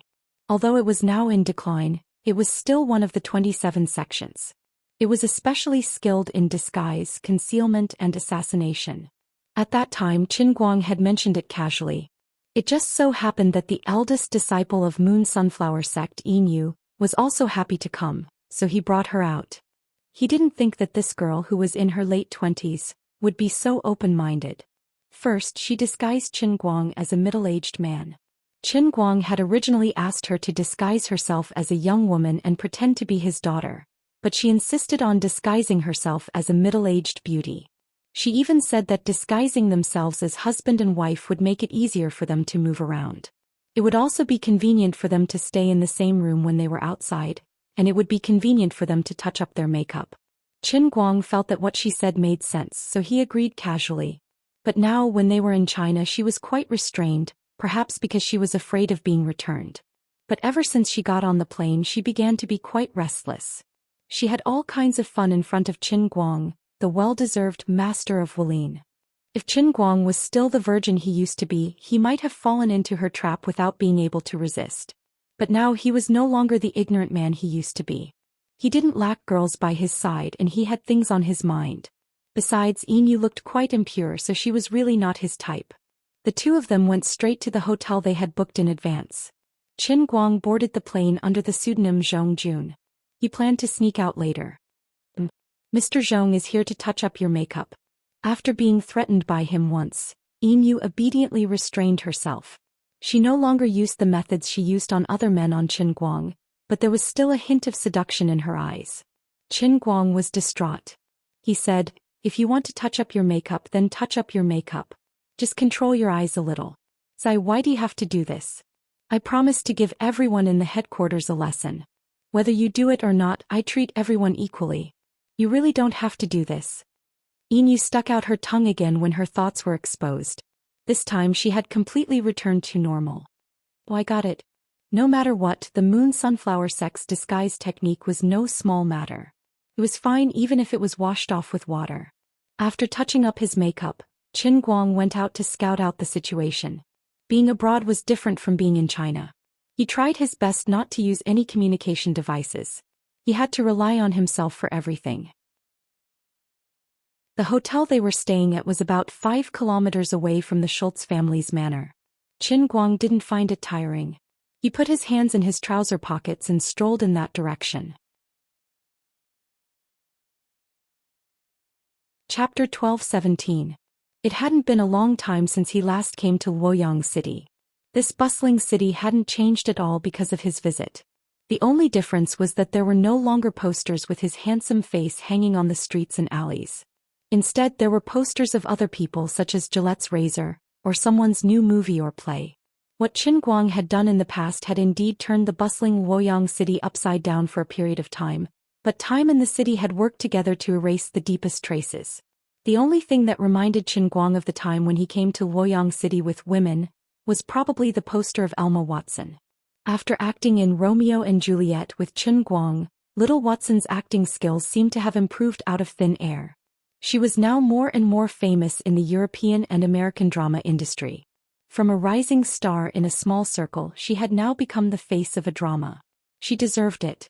Chen Guang was never stingy with his generosity. He was also willing to let those who were willing to help him benefit from it, whether it was intentional or not. Unfortunately, he did not have much time now. Otherwise, Chen Guang would have liked to see Emma Watson's performance. But he decided not to do so now. Chen Guang, who had disguised himself as a middle-aged man, did not have to worry about being recognized at all. However, he still habitually guarded against the surveillance cameras on the street. No one would believe it, but there were fewer surveillance cameras on the streets of Luoyang City than in Wujing City. It was quite easy for Chen Guang to avoid them. No wonder the crime rate in America was so high. But it was not as if Chen Guang had never encountered something that troubled him. In order to avoid the surveillance cameras, he accidentally walked into an alley. He had only taken a few steps when a few very strong black men jumped out from a small door next to the alley. "Hey, old Asian man, leave your phone and wallet behind and get lost. This is not a place you should be."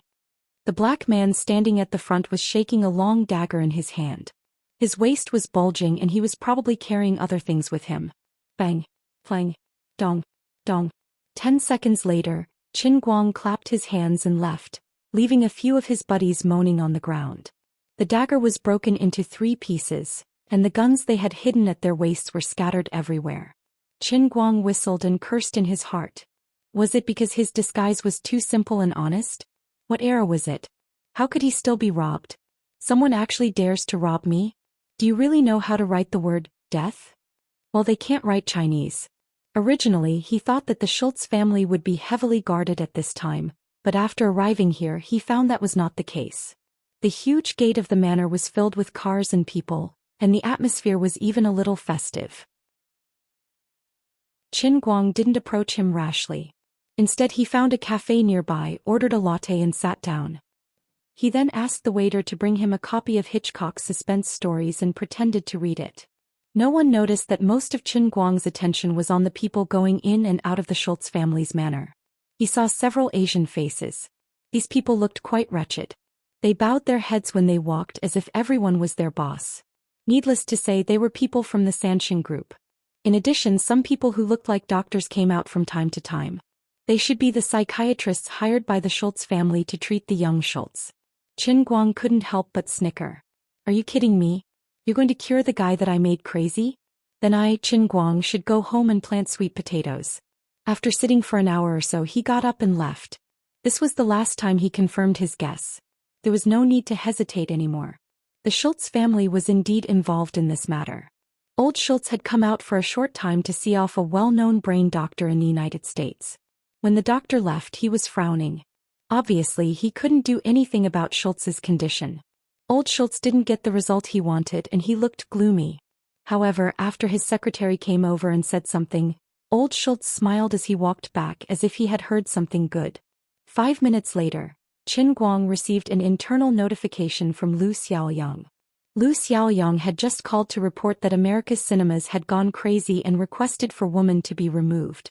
Although Women had passed its peak, the drop in the box office was still within a controllable range. The daily box office was still more than 5 million and the drop was getting slower. Many performing arts students and people who were interested in the art of film became the main consumers. They watched the movie 10 times or even 20 times. Because of this, it was understandable that the screening rate was lowered. However, Women could challenge the record of the longest screening period in North America, which was 3 months. This was a historical record for Chinese films. More importantly, the longer the movie stayed in the cinema chain, the more money they could make. Chen Guang didn't reply to the message, but it didn't take long for the inside information to be updated again. It was confirmed that the Schultz family had taken the initiative to contact several companies that controlled the largest cinema chains in North America, hoping that they would stop showing Women. In fact, for these cinema chains, it didn't make any difference whether they stopped showing the movie or not. Now that Women had passed its peak, it didn't matter who the movie was. If nothing had happened to Chen Guang, these cinema chains might not have been willing to offend him. However, the fact that he was beheaded had almost become an open secret. Since he was already dead, they didn't need to care about his feelings. Qin Guang didn't need to ask anyone else. Combining the two things, he guessed that was what old Schultz's secretary had just told him. He couldn't help but sneer. Did they really think that I was dead? The terrible thing wasn't over yet. After Qin Guang returned to the hotel and had dinner, Zhou Xian, who was in Prince, called him. She said that things had changed again. Although her personal safety wasn't a problem under Auntie May's protection, Prince's laboratory was obviously disloyal. Many new faces appeared outside the laboratory. Not only that, but Prince's laboratory also changed their previous happy cooperation and began to spy on Zhou Xian's experimental process more wildly and arrogantly. If she hadn't asked people to keep an eye on the laboratory 24 hours a day, Prince would have quietly sneaked in to steal the samples. In the face of a $100 billion market, there was no real morality in this world. In the past, due to Qin Guang's identity and influence, he was extremely powerful both in and outside of Wuxia. Whether it was Prince's laboratory, the major photocatalyst partners, or the cinema chains, they all followed the rules. But now that something had happened to Qin Guang, many of the tricks hidden in the dark had been revealed. Qin Guang felt that it was very likely that Prince's laboratory wasn't just eyeing the samples. In other people's hearts, Teacher Zhou was the one who had the 5 god-level formulas. Not only that, but she also had knowledge that surpassed the times. Therefore, Prince's real goal should be to keep Teacher Zhou and put her under house arrest. Behind this matter wasn't just this well-known laboratory. It was impossible to say that without the tacit consent of the people in power in America. Standing in front of the window and watching the slowly setting sun outside, Qin Guang sighed. You guys forced me to do this. Human nature is really terrible. Chapter 12-18. In the past few days, the staff of Tianguang Group had all left Los Angeles for New York. This was an order from Qin Guang. Luoyang City was the base camp of the Schultz family. He could not rule out the possibility that the Schultz family would continue to cause trouble for his company's employees after he died. Therefore, it was better to avoid trouble. Before the dust settled, Qin Guang asked the staff of Tianguang Group to temporarily evacuate Luoyang City. He did not want to give the Schultz family any opportunity. In New York, Tang Xiaokai's network was very wide. He could cover both the legal and illegal forces. The Chinese forces in Chinatown were not weak either, so their safety was more guaranteed. However, what Qin Guang was most worried about now was not the staff of Tianguang Group, but Zhou Xian, who was protected by Auntie May and several special elites. Although there were plenty of people on the other side, a tall tree attracted the wind. He could only blame the things he had left for Zhou Xian were too eye-catching. He felt that they were insignificant, but in the eyes of others, just 5 photocatalyst formulas were worth a rich oil field. Once this resource was obtained by any technology company, it could even create a trust company comparable to Rockefeller. It would have an absolute global monopoly for at least 20 to 30 years. Who would not be tempted by this kind of resource? Not to mention America, which had always occupied a dominant position in various fields of technology. If it was just a civilian force, Zhou Xian's safety would not be too worried. However, once it involved America's political power, even with Auntie May's protection, it might not be safe. Teacher Zhu's life might not be in danger. It was more likely that he would be placed under house arrest. However, Auntie May and the other special elites would definitely die. I really have to hurry up. With this thought in mind, Qin Guang said goodbye to Yin. He first went to the window and looked down. Then he quietly snuck out of the hotel room. If a hotel security guard happened to see him go out at this time and then looked at the surveillance, he would find something particularly strange. There was clearly a person walking out, but there was no image in the surveillance at all. This was because Qin Guang had used the flowing light shadow technique he had learned from the realm of Zhenwu. He had spread out his internal energy in a special way and arranged it around his body so that the light around him would be refracted at a certain angle. Naturally, there was nothing in the picture taken by the camera at the end of the aisle. However, this move wasn't that bugged. It wasn't true invisibility. Once the light's entry point changed, it wouldn't work. If it encountered a patrol, it would look no different from an ordinary person. The experts of Jianghu in the world of true martial used this trick to deal with the sentries that were located far away from them. The others would look at them from the same position and their line of sight wouldn't shift. This flowing light shadow technique was very effective. In modern times, this move was even more useful. Using it to deal with surveillance cameras was like a divine skill tailor-made for them. This was something that Qin Guang had just dug out from his brain. You really couldn't blame him. He had learned too many things. Even a computer would need time to search the hard disk, let alone a human brain. In addition, there was another reason that prompted him to make this decision. Damn, this was actually the 28th floor. From here it was all smooth tempered glass walls. He couldn't jump or climb. It was a trap. Using the same method, Qin Guang made his way down the fire escape to the ground floor. He even encountered 3 property inspectors along the way, but they were all avoided by him. In the end, Qin Guang stuck to the bottom of a Land Rover and left the hotel through the underground garage. Although he didn't have much experience as a special agent, Qin Guang was still the boss of the Guangding General Headquarters. Before this trip he had crammed a lot of knowledge for himself. He had also asked the experts in the bureau for advice. Yin Yu, who was also good at this kind of thing, was with him. As long as he was serious he could make things foolproof from the beginning. First, everyone thought he was dead. Second, once his whereabouts and news were leaked, it would leave such a signal in the Americans. The high-level officials of Wuxia personally massacred the Americans' wealthy family. It might cause international disputes on a certain level, and it would cause a lot of trouble for the old men. At this time the Schultz manor was brightly lit. This was the 3rd consecutive day that the Schultz family had held a cocktail party. At the cocktail party people exchanged toasts and whispered to each other. Old Mrs. Schultz was holding her husband's hand as they walked around the garden, greeting the guests from time to time. Mrs. Schultz's brows were tightly furrowed. Anyone could see that she was in a bad mood. When the two of them walked to the corner of the garden, an argument finally broke out. Red, why are we wasting time on this meaningless thing at this time? Shouldn't we continue to think of ways to treat Coleman? That's enough. Shut up. Do you think I haven't thought of a way? I see at least 8 doctors and 7 medical experts a day. Everyone is thinking of a way. I've used all my connections to try to contact everyone I can. In the whole world, other than the Wuxia brain and psychiatric experts, maybe only the aliens haven't received my people's calls. But is it useful? Although what you said is the truth, it's only been a month. We can't give up on Coleman so easily. Did I say to give up on him? Then what are you doing? Why are you still holding a cocktail party? I'm taking revenge. What do you mean? That Wuxia man made Coleman like this. Will I let him go so easily? Isn't he already dead?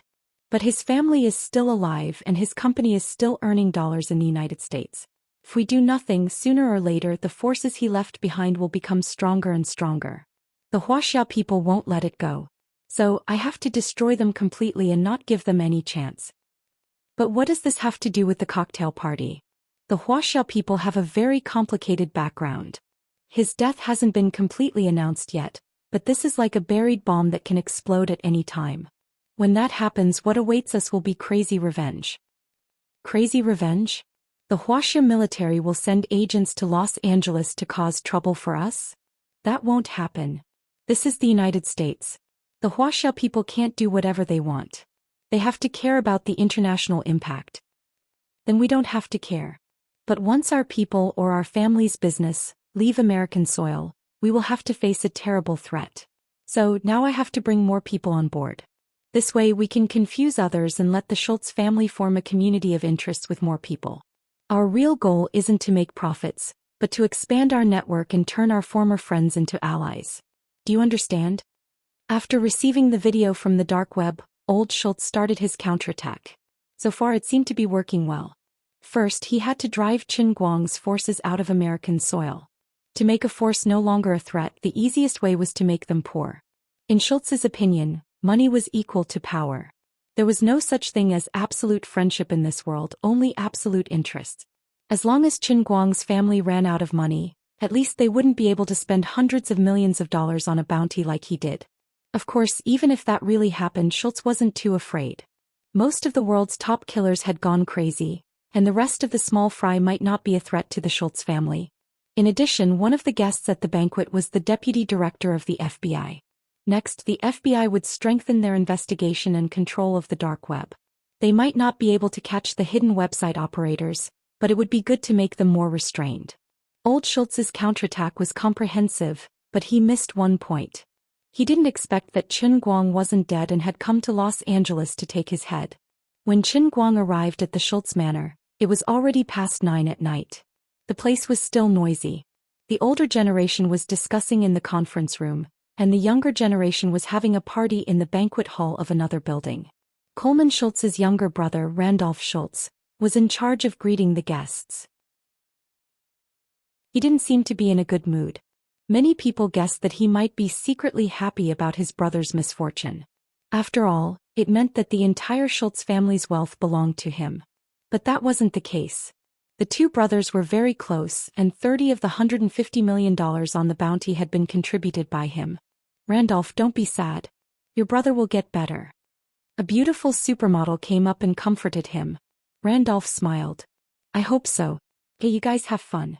I'm going to see my brother. About 20 meters away from the window, under the bushes, Qin Guang was looking at Randolph Schultz with a pair of black eyes. The two brothers were roughly 50 to 60% similar in appearance, so Qin Guang could recognize them with a single glance. Relying on his half-baked lip-reading skills, he barely managed to read Randolph's words. So Qin Guang decided to secretly follow Randolph Schultz. Qin Guang thought that they would hide the elder Schultz in a very secluded place. He didn't expect Randolph Schultz to come out of the house and go straight to the two-story bungalow next to it. Qin Guang used flowing light and shadow, and when the guard turned his head for a moment, he lightly tapped the ground and leaped onto the balcony. Coincidentally, the floor-to-ceiling window was open, so he slipped into the room and hid behind the curtain. Heavy breathing came from the front. Qin Guang slightly opened the curtain and saw Coleman Schultz, who was tied up with ropes. Ever since he was forced to make a deal with her, this guy had completely gone mad. Wait, what I said is a little ambiguous. Forget it, it doesn't matter. This guy is already a dead man. The door opened and Qin Guang flashed back behind the curtain again. It was Randolph Schultz who walked into the ward. Qin Guang wasn't in a hurry to make a move. He wanted to hear what Randolph had to say. Brother, I will avenge you. Damn, I'm already dead. Who are you going to take revenge on? We know where Qin Guang's family is. I won't let them go. Faster, thief. This kid is capable. He has dreams, pursuits, and courage. I also know that the Chinese Qin Guang has a lot of women. I will get them all and then let them taste the wrath of the Schultz family. Qin Guang couldn't control his urge to grind his teeth. I will make all of Qin Guang's female family members become B. Fine, Master Guang didn't need to wait for him to finish. B, do you think I don't know? I'm a B. I'll kill Bill. His figure flashed and he appeared behind Randolph Schultz like lightning. Randolph only saw a shadow pass by the corner of his eye, and then he felt a chill on the back of his neck, as if someone had placed an ice cube on his neck. He tried to raise his hand, but it was futile. Then he felt his eyelids getting heavier and his head getting heavier. The world in front of him quickly turned dark. Kid, you are very ambitious, but it's not very realistic. If you want to achieve your dreams, you must first be alive. Randolph heard this voice before he died. Although he had never seen Qin Guang in person, he felt a sense of familiarity. This was not the first time he had watched many videos related to Qin Guang with hatred. But wasn't he already dead? I know what you're thinking, but it's meaningless. I hope you'll be a good person in your next life. Goodbye. His hand that was holding the back of Randolph's neck shook slightly, and 5 extremely destructive internal forces gushed out of his 5 fingers and blasted into Randolph Schultz's body. Therefore, many things in this world were made up of countless coincidences. Even if Randolph really hated Qin Guang to the core, if he hadn't coincidentally decided to take a look at Coleman's room at this time and said his innermost thoughts when he thought there was no one else around, Qin Guang might not have taken his life. 5 minutes later, Qin Guang left the house and returned to the manor. The meeting outside was still going on, and the hall where old Schultz and the others held the meeting was still brightly lit. Qin Guang leaned against the window of the meeting hall and listened for a while. A cold expression appeared on his face. All right, only old Schultz, his wife, and the people from Xianxia Group were left inside. They were currently discussing how to deal a deeper blow to Tianguang Group and Chengwang Environmental Protection, which had their roots in China. They even expanded the scope of their attack to Tang Zhao's foundation. In addition, Xianxia Group was also certain that Zhou Xian would not be able to return to China. Their plan was very good, but unfortunately they had met Qin Guang. Early the next morning, a shocking piece of news suddenly exploded around the world. The first director and general manager of Xianxia Group as well as the head of the Schultz family, who held a high position in the global aviation industry, had mysteriously died. There were no signs of fighting at the scene and there were no wounds on the bodies of the dead. They were not poisoned and there was no suffocation. No one knew what exactly happened, but these people had died silently in the Schultz manner. It was like a curse from hell and it sent chills down everyone's spine. As for Qin Guang, he had already changed his name to Zhong Jun and boarded a plane to Japan's capital. Chapter 12:19. Wasida's team wanted to obtain the photocatalyst technology, but they were rejected by Qin Guang. Furthermore, they were completely excluded. Qin Guang thought this was just a normal business decision. He didn't expect them to be so crazy. Photocatalysis was just one of their many research directions. Perhaps they had invested hundreds of millions of dollars in this field, but the competition in scientific research had always been the winner takes all. Unless they could get the sympathy of the winner and were willing to cooperate with each other to share part of the technology, the loser would often lose everything. But even so, there were countless scientific research institutions in the world competing in the same or similar projects all the time, but there were usually only one or two winners in the end. Others would either lose all their investments in the early, middle, and later stages, or helplessly continue to push forward with their own research and development, taking out products and technologies that were not as good as others to drink the leftovers. Most of the time, the leading companies would still be willing to share certain benefits. After all, promoting a new technology and product was different in different countries around the world. Cooperating with local technology companies was the easiest and most profitable way. Even if the leading companies refused to cooperate, the lagging companies could still use national boundaries as barriers to occupy a relative market in their own land. Because of this, Qin Guang slightly underestimated the backlash from Xianxia Group and the Japanese consortium. Sitting on the plane listening to the conversation of the Japanese people next to him, he finally understood the reason. The two people next to him were talking about himself and photocatalysis. These two people seemed to be professors at Japanese universities, and they were very familiar with the progress in the global science and technology field. The reason why these two forces were willing to take the risk was because of Qin Guang's absolute lead in the field of photocatalysis.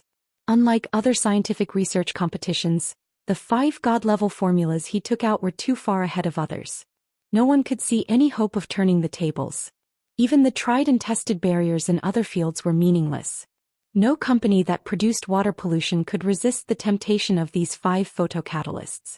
The cost control that this once-and-for-all technology could bring was enough to make everyone go crazy.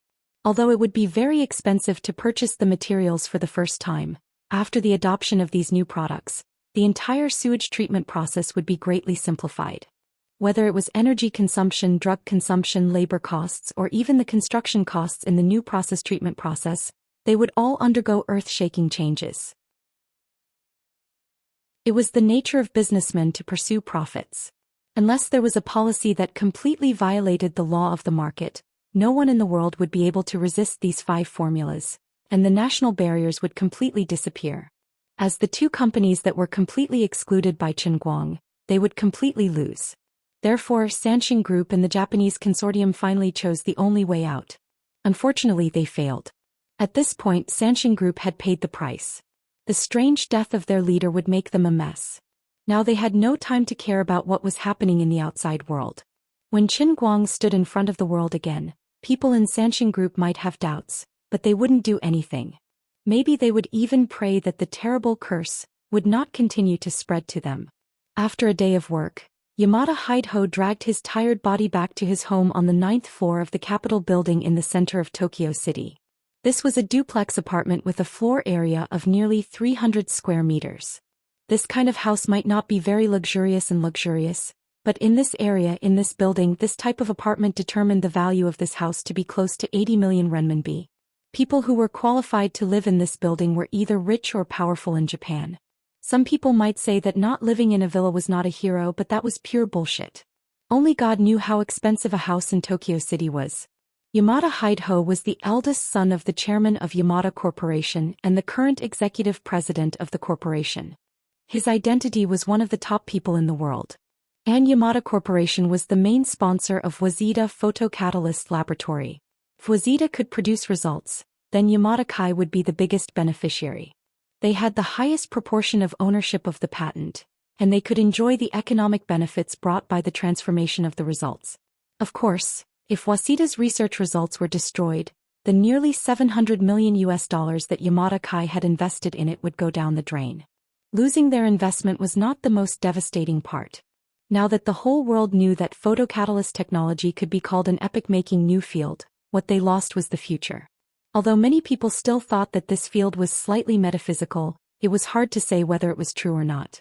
But in the end, it was because the relevant technology on the market was not mature, and the catalytic reaction conditions were too harsh.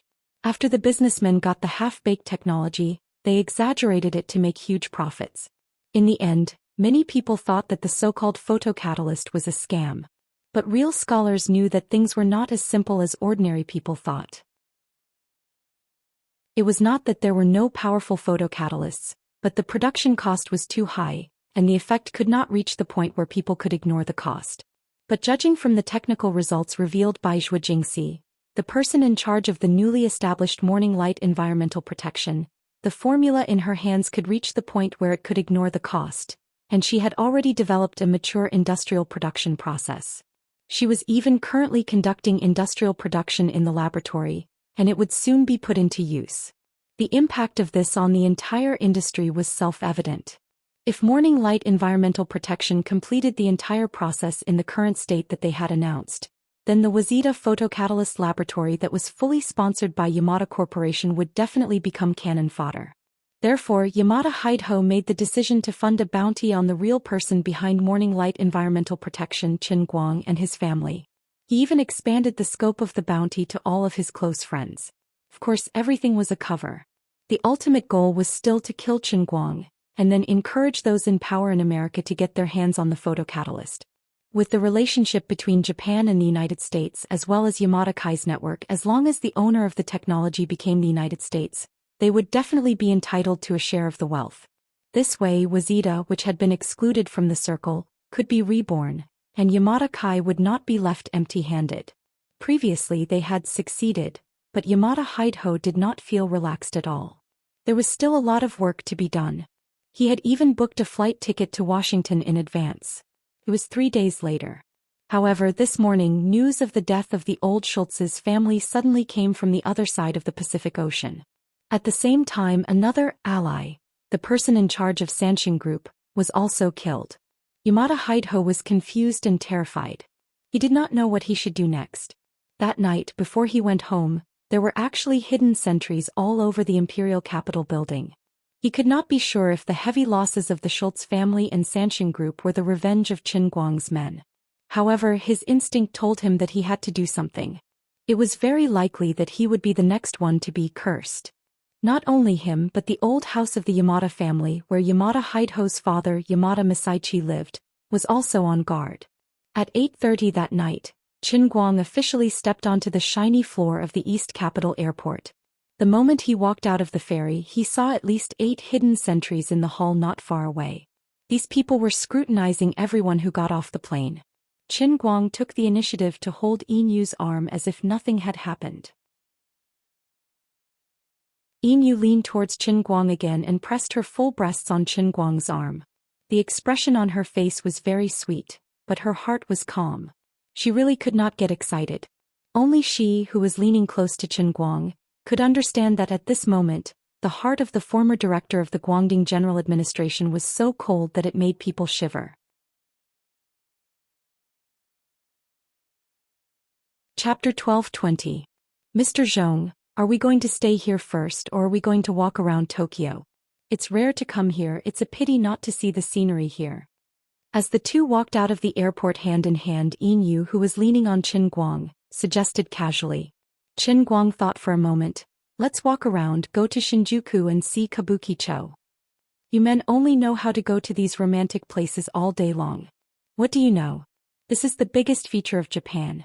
This is the pillar of other people's industry. I came here as an international friend, of course I have to spread the prestige of the Chinese people.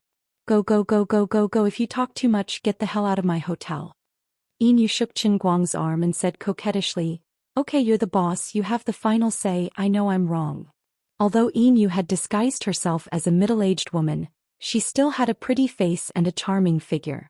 Her appearance at this time was really a bit pitiful. Qin Guang's face was seduced, his heart was calm, but the passers-by felt that he was too much. How could he be so fierce to a beautiful woman?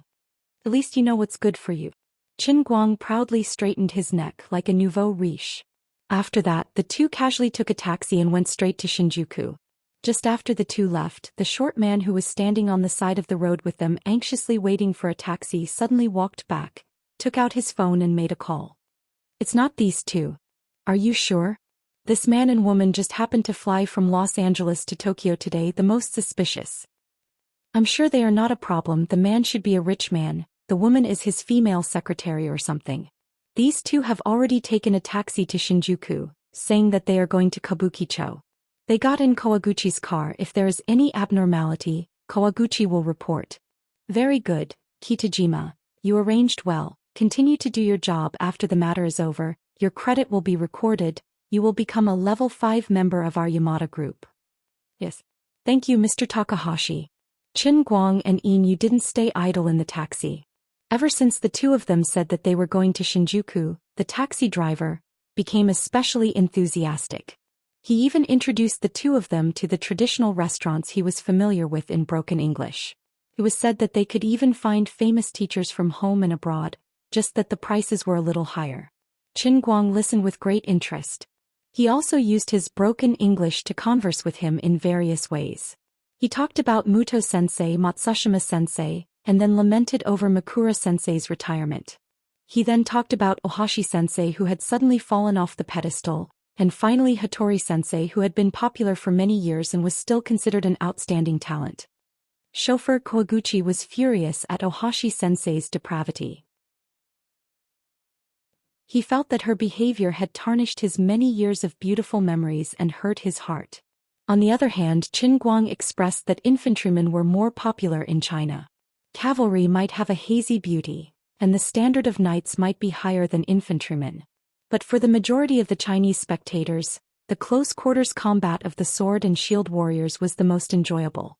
The old driver Kawaguchi asked Qin Guang how much it cost to buy DVDs in China. Didn't he hear that these things were banned in China? Qin Guang chuckled. It's better for Japanese friends to take clothes.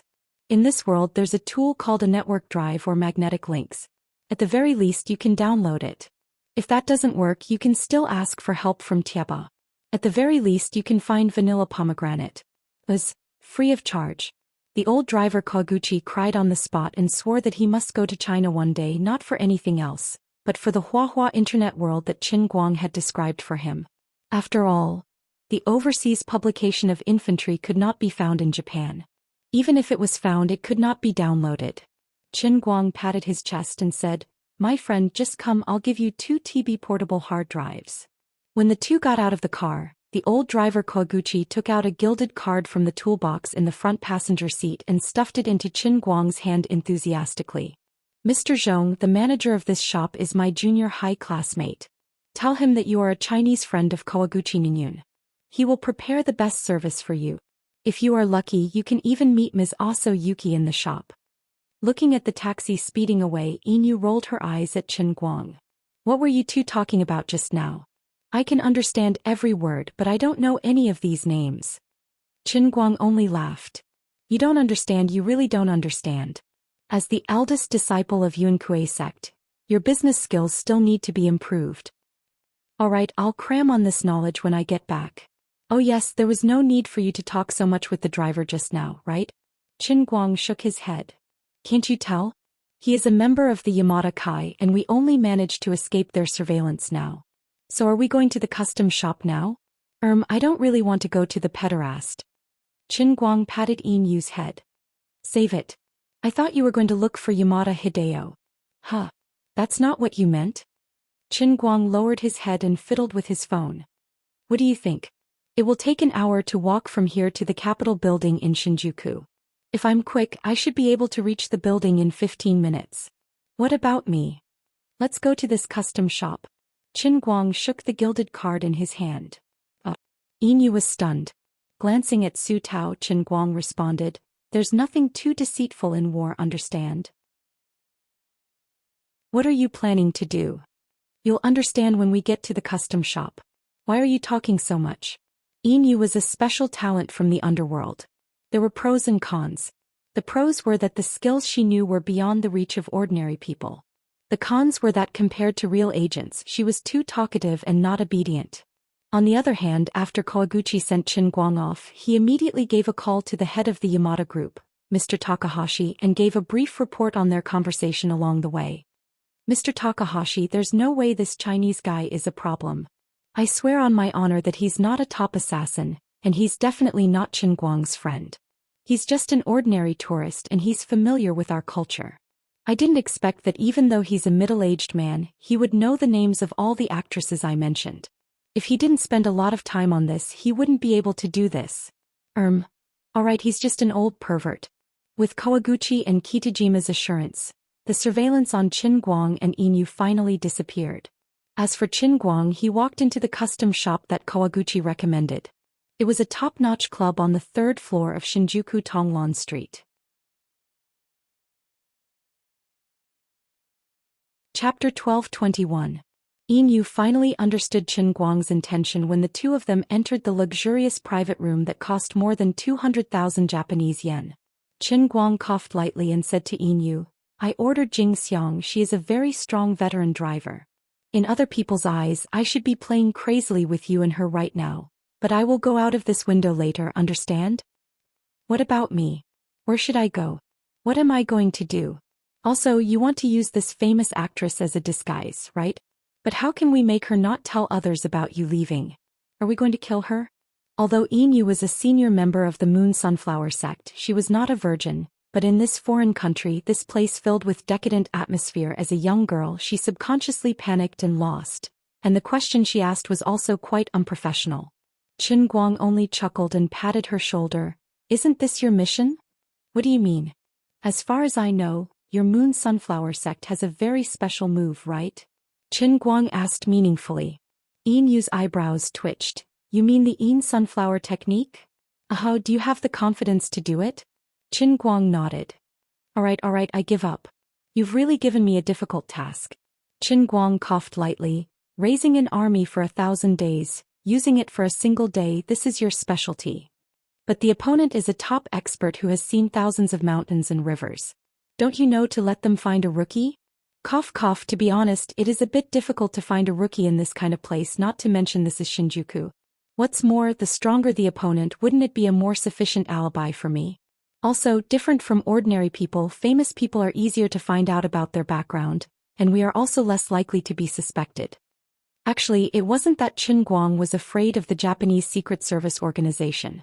With him here, even if they pulled out a big gun, they wouldn't be able to do anything to him and Inu. He just didn't want to expand this matter to too many unrelated people. Otherwise, with his personality, once he went against the people of the island country's military in this place, as long as he started killing, things would immediately become more serious than he imagined. After waiting for about half an hour, the tall and slender teacher Jingxiang followed behind the manager and walked in with a very enthusiastic attitude. Firstly, Ningyun Kawaguchi's introduction was really useful. Although Ningyun Kawaguchi was a fake driver, this manager was really his classmate. They had known each other since childhood. As a member of the Yamada group, Kawaguchi's status was also quite high, and his words were quite effective. Secondly, Qin Guang was also very generous. With a raise of his hand, he gave the manager a tip of 100,000 yen, and even promised to give Xiang teacher a reward of 1 million yen. This was simply a sky-high price. Although she heard that it was a Chinese, she was a little hesitant when she received this business, but after hearing from the manager that the customer was a good person, and that he brought his own dry food and his attitude was also very kind, she was not so resistant. Qin Guang smiled and got up to say hello, then said that he was going to take a bath, and let Inu accompany Xiang teacher to play. Seeing this situation, there was no need for Inu to explain. Xiang immediately understood the intention of this rich businessman surnamed Zhou. As expected of a rich person who knew how to play, no wonder he wanted me to bring people here. It turned out that he wanted to play with the three of them. But if that was the case, why did he bring this woman? It was better to call another good sister. Forget it, maybe he had some kind of quirk. When she got closer, sat next to Inu and looked at this woman up close, Xiang teacher finally understood why the rich businessman surnamed Zhou couldn't bear to part with this woman. Although she was a little older, this middle-aged woman was really not ordinary beautiful. Even among her peers, there were not many who could compare. At this time, Inu seemed a little reserved at this time, using her rather poor English to say things like, "Hello, nice to meet you," and so on. Of course she was pretending, but it was just to cooperate with Chen Guang to use his Yin sunflower technique, and to reduce the other party's vigilance to the greatest extent. Xiang teacher didn't think that she was the real first sister, but instead very enthusiastically used her salt and pepper-flavored English to negotiate with the other party, basically saying things like, "Please don't be nervous. Don't worry, I am a professional, I will guide you well and guarantee to provide you with the best quality service," and so on. The sound of water splashing came from the bathroom, but here the two women had quickly entered the state. Inu, who perfectly played the role of a first sister, had used very high efficiency to peel off Xiang teacher and herself into white rice dumplings. This was obviously much faster than the normal pace, and Xiang was a little not used to it, but she quickly got out of this state of mind, and turned her attention to Inu, who was next to her looking at her, nervously. "Miss Inu, you put your hand here, yes, like this." "Ah." 5 minutes later, Chen Guang quietly opened the door, and the clothes on his body were not wet at all. With the help of the pink hazy light, he saw the naked Inu sitting on the bed with her legs crossed, with a cigarette in her mouth that he didn't know when she bought, and Xiang teacher was slumped beside her, unconscious. Seeing that Chen Guang came out, Inu didn't feel embarrassed at all. She dropped her legs, stretched her back and said 2 words with a smoke ring in her mouth, "Done." If it weren't for other things in his mind, Chen Guang might not have been able to resist this temptation at a different time, with a different person. He took 2 steps forward and asked, "How long can it last?" As he said that, his nose twitched twice. "The smell is a little strange." Inu shook her shoulders. "That's because her secretion is too much. She won't wake up for 3 hours anyway. This room belongs to us tonight. You can arrange your own time." 3 hours? That's just enough. No, this smell isn't that simple. Okay, do you think the Yin sunflower technique is just moving my hands? How can it be so easy? To use this unique technique, in addition to my exquisite techniques and the inner force of the moon sunflower sect, I also need to supplement it with medicine. Not to mention that I'm dealing with an experienced expert this time. Where did you get the medicine? Inu blinked. Do you really want to know? Well, goodbye. Chen Guang waved his hand, turned around and left. He didn't have time to waste here. Besides, if he stayed any longer, he was really afraid that he would lose his integrity in his old age. After going out, Chen Guang used the flowing light technique and walked openly on the street. In the eyes of ordinary people, there was nothing unusual about him, and he was only guarding against the rather advanced surveillance cameras in Dongdu. In this aspect, Dongdu was better than Luo City, perhaps because Japan focused more on the modern electronic facilities of these cities. If someone had nothing to do and focused their gaze on Chen Guang for a long time, they might occasionally find that he was very strange. His figure would flicker from time to time like an electronic character. It wasn't that he was weak, but there were some places where he couldn't avoid being recorded by 2 or 3 surveillance cameras from different angles, which was a new challenge for him. The original flowing light technique couldn't deal with the multi-angle refraction of light. Fortunately, the person who used this technique was Chen Guang, a martial sage that had never existed in true martial land, the Earth Explosion savior Chen Guang himself, who had combined more than 400,000 unique skills and created the true martial divine skill. This title was too long. In short, after a few attempts, he successfully improved the flowing light technique and could be invisible from multiple angles, but it consumed a lot of energy. About 20 minutes later, he stood at the bottom of the Capitol building. He raised his head and looked up. He knew that Yamada Hideho lived on the 9th floor. Fortunately, the wall wasn't made of pure glass. It was uneven and had a very complicated shape, which made it easy for him to sneak in. Walking around the Capitol's skyscraper, Chen Guang lowered his head to look at his watch. It was already past midnight and the pedestrians were still bustling. But when Chen Guang hid under the shadow of a tree, no one noticed his existence. He didn't rush to go online, but hid in the shadows to adjust his breath. Yamada Hideho was sitting in the study, frowning as he fiddled with the computer in front of him. In fact, he had fallen asleep just now, but he couldn't fall asleep after tossing and turning, so he got up. Floating in front of him was a 3D projection of the Imperial Capitol building. There were more than 200 green dots patrolling around the building. Each green dot represented a smartwatch that was worn on the pulse of a security guard. Not only could it be used as a Bluetooth headset, but it could also monitor the heartbeat of each security guard. If there was any abnormality, be it a sudden acceleration or a slowdown of the security guard's heartbeat, the signal would be transmitted to the command center immediately.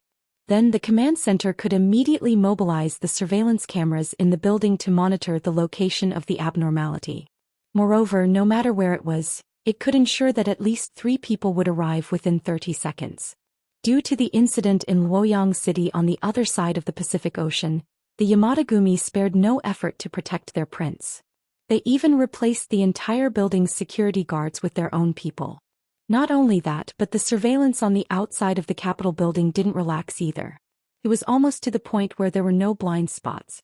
There were at least 8 people hiding in the patrol cars near the Capitol building, paying attention to the surveillance cameras at the same time. However, it was useless because they were facing Qin Guang. No matter how tight the security was, there would still be loopholes in the face of someone with ulterior motives. Moreover, it was Qin Guang who had all kinds of special skills. After adjusting his breathing, Qin Guang used his qinggong. Without making any sound, he went straight up the tree behind him. Then he took advantage of the moment when the patrol officers turned their heads and lightly tapped on the branch that was only as thick as a thumb. With a whoosh, he shot up to the outer wall of the Capitol building. Yamada Hideho stretched and minimized the 3D image in front of him. Then he opened his office software. He decided not to sleep tonight. He didn't have to go to the company tomorrow morning. In the afternoon, he had to wait until 3 o'clock to host a meeting. He didn't need to say anything in this meeting.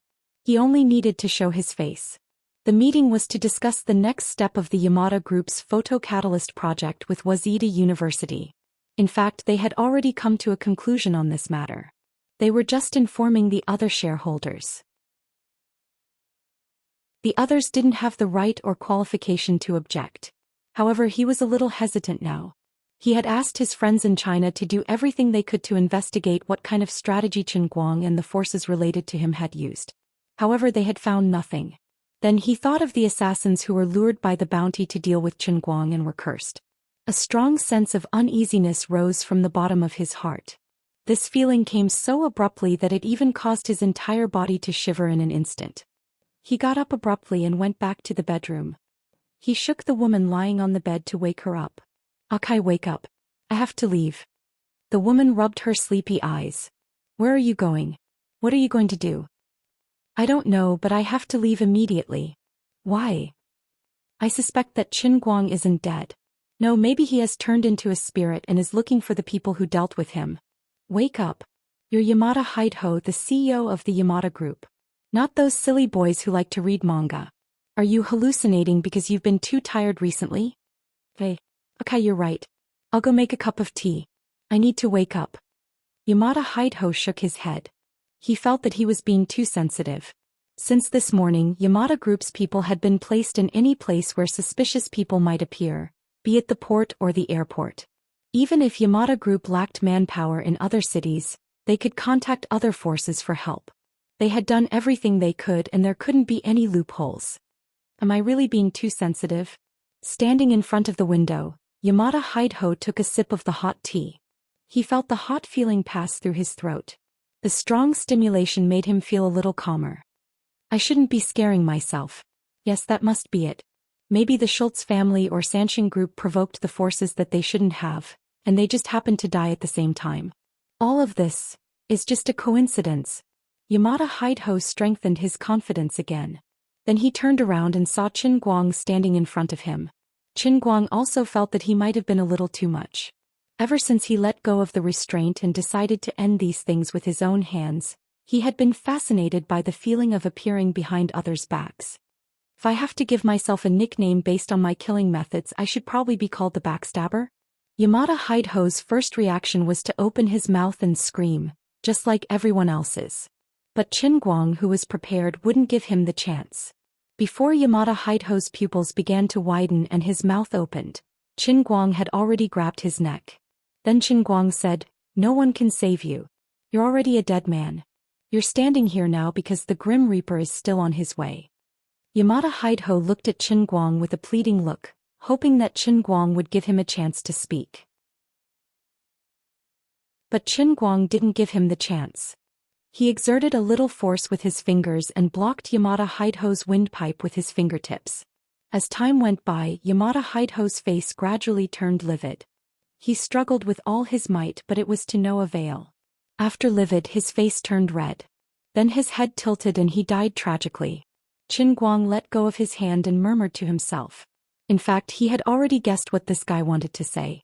He wanted to beg Qin Guang to let the others go. Qin Guang turned his head and looked in the direction of the bedroom again. In the end, he didn't kill the woman named Akai. It was meaningless. After leaving the Capitol building, Qin Guang went straight to the Yamada family's mansion, which was half an hour away. Just like the day before, the whole world was shocked again the next morning.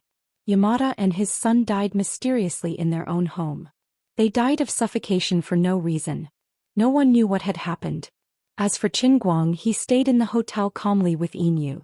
When she woke up in Jingxiang last night, she saw Qin Guang and Yin putting on their clothes and getting ready to leave. In her chaotic memory, she couldn't remember clearly what had happened last night. She only remembered that the woman named Yin was intimate with her. Then she fainted because she was too excited. As for the rich man named Zhou, he seemed to have woken up later. Her lower body was still aching, but it was not unacceptable. It was like the feeling after shooting a blockbuster. Forget it. For the sake of the million pills, I'll just let it be.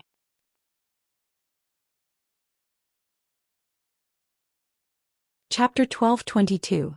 Qin Guang's attitude towards the flood of the outside world was the same as before. He only cared about himself and did not care about it. Even if the entire Dongdu was turned upside down because of the death of the Yamada father and son, he did not care. Instead of paying attention to these things, it was better to focus on the country again. Speaking of which, there was another episode in the country. Last night, Chu Zijin's meticulously prepared Hi, my God. The fourth episode was finally broadcasted. Chile TV major live-streaming websites and video websites were released at the same time. It was said that the show had achieved unprecedented success. The all-rounder Qin Guang personally became the show's biggest gimmick. In addition, the show's effect was quite explosive.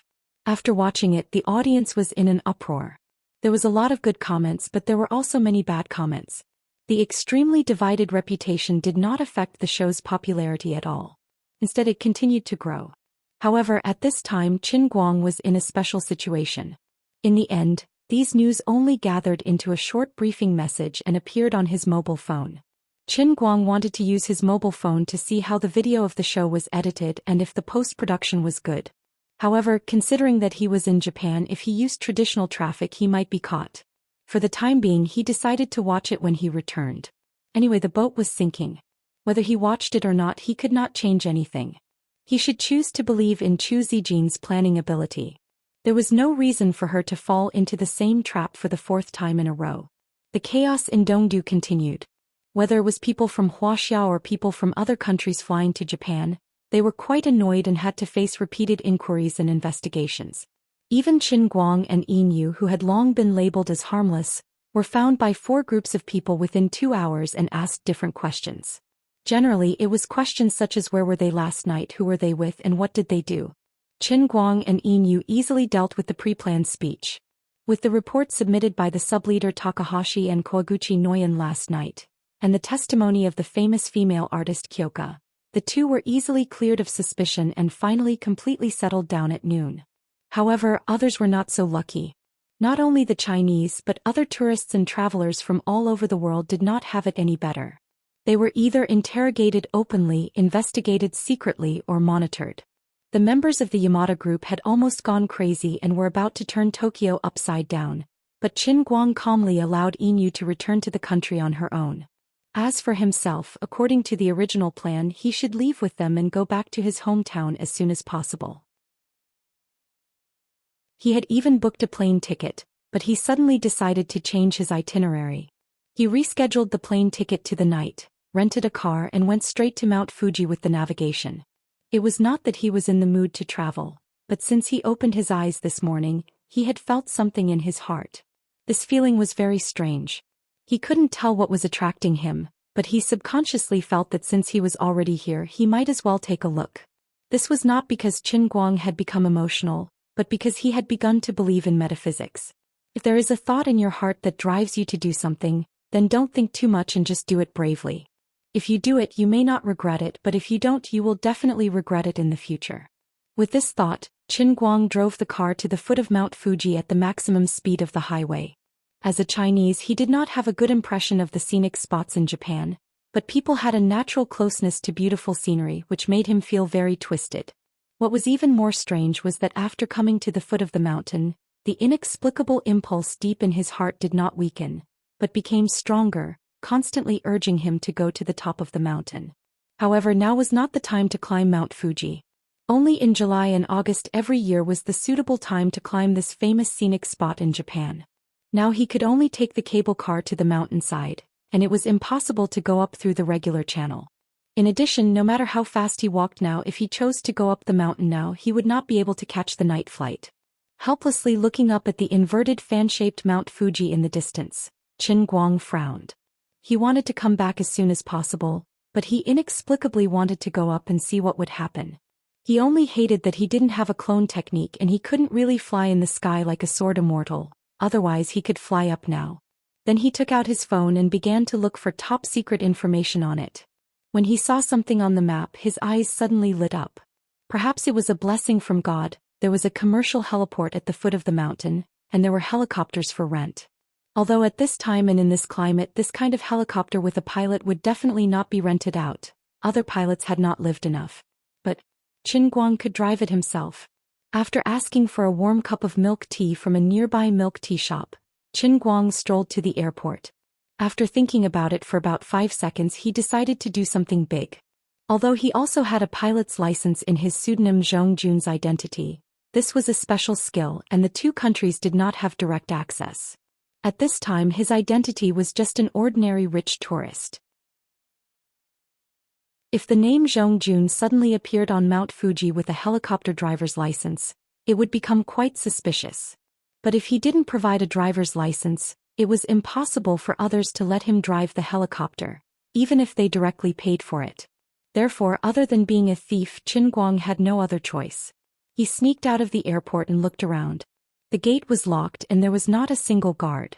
Well, normally who would have thought that a helicopter could be stolen? Half an hour later, in the midst of the chaos, a civilian helicopter with white paint suddenly took off. Before the management of the scenic area could react, the helicopter disappeared in the sky at an extremely fast speed and went straight to the top of the mountain. The guards of Mount Fuji only chased from halfway up the mountain for less than 15 minutes before they turned back in frustration.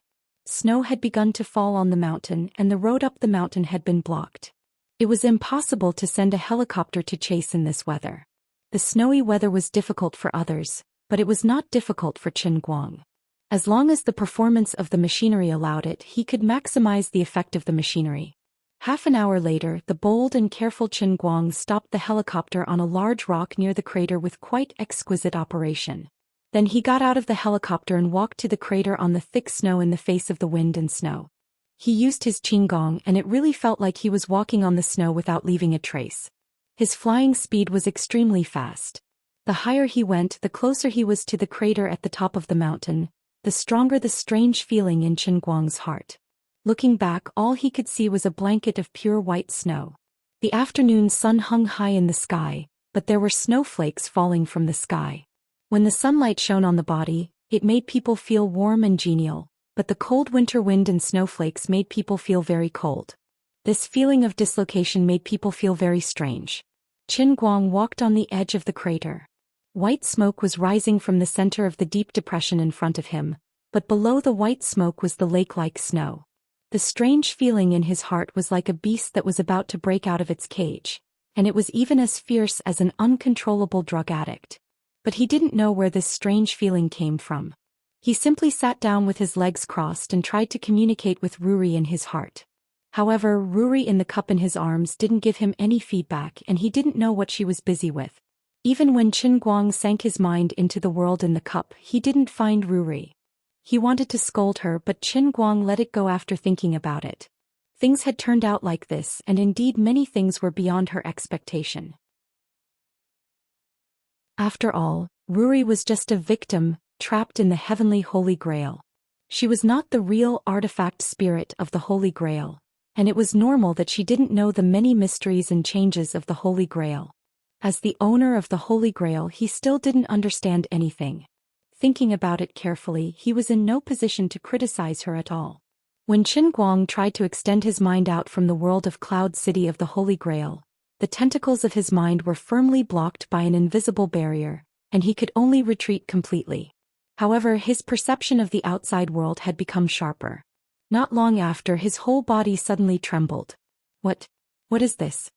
In the sky above his head, a strange long and narrow crack had mysteriously appeared. This crack was at least a few kilometers long and a few hundred meters wide. Its shape was twisted like lightning, and it disappeared in the sky in a flash. But in the instant that it appeared, it happened to be caught by Qin Guang's eyes.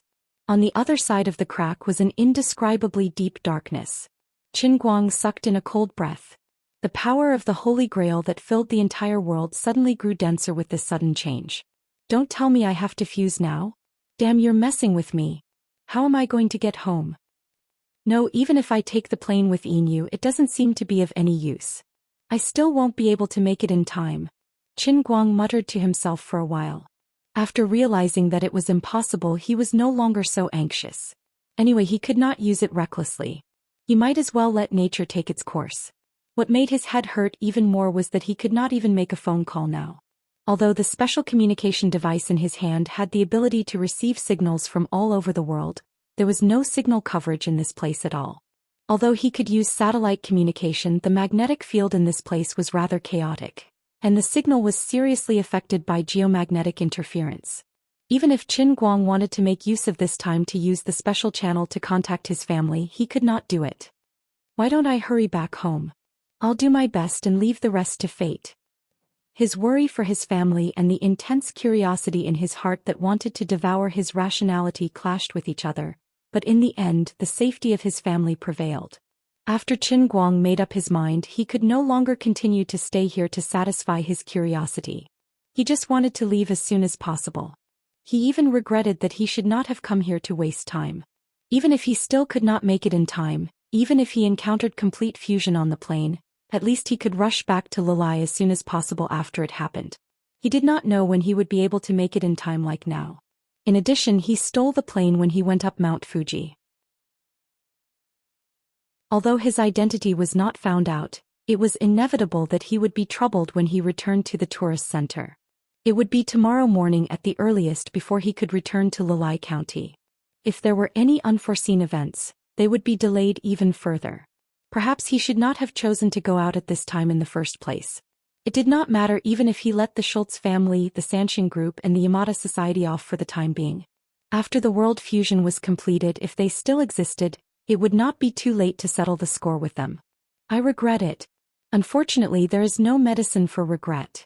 Qin Guang muttered in his heart as he sped up on the snow and ran to the boulder where the helicopter was parked. Just as he was about to approach the boulder, a sudden change occurred. A gust of wind suddenly rose from behind him and whistled past him. Even with the strength of his legs, he was still blown forward by the strong wind and almost fell. What was even more unfortunate was that the helicopter that was parked on the boulder was almost blown away like a toy at the same time. Under his dumbfounded gaze, the helicopter rolled down the mountain. After rolling for about 60 or 70 meters, the helicopter crashed down the cliff. Less than 10 seconds later, there was a loud noise from below, followed by a burst of fire. Qin Guang rushed to the edge of the cliff and looked down. At the place where the helicopter landed, he only saw flames, billowing smoke and a pile of burning scrap metal. Damn it! This is poisonous! He wailed. Before Qin Guang could finish his words, another light suddenly lit up in the sky. When Qin Guang immediately raised his head, he caught a glimpse of the second crack in the sky. Completely different from the previous one, this second crack was bright and dazzling as if there was a sun hidden inside. The snowflakes that were constantly falling in the air were even cut off by this crack, leaving a long empty space. At this moment, the heavenly Holy Grail in his arms flew out of his satchel on its own without his summoning and floated in the air. Qin Guang stared at the grail and wanted to move his body, but he was powerless. He was controlled by an invisible force.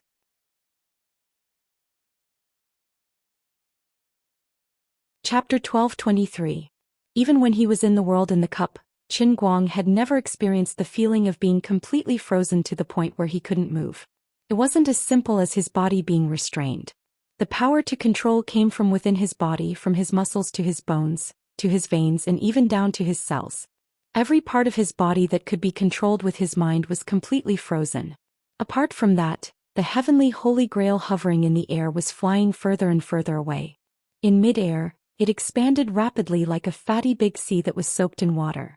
In just a short 10 seconds, the drinking cup turned into a floating tower that was nearly 100 meters tall in front of Qin Guang. Of course, the only thing that changed was the volume.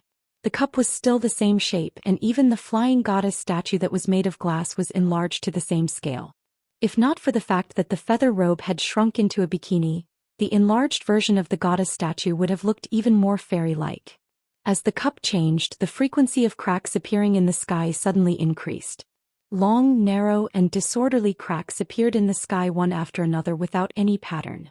The scene looked spectacular, but it didn't make a single sound. Qin Guang couldn't do anything about it. He was even worried that the strange phenomenon at the peak of Mount Fuji would attract the attention of others. If all the satellites in the sky were pointed in this direction, it was hard to guarantee that he and the huge heavenly Holy Grail wouldn't be photographed. Then perhaps his greatest secret would be directly exposed. Wait, the snowflakes aren't falling anymore. Qin Guang squinted and looked at the sky again. The snowflakes that were falling from the sky had completely stopped. Alright, it's the familiar time stopping again. This kind of big trick written in fantasy novels has become a common occurrence for me. Qin Guang couldn't be bothered to complain anymore.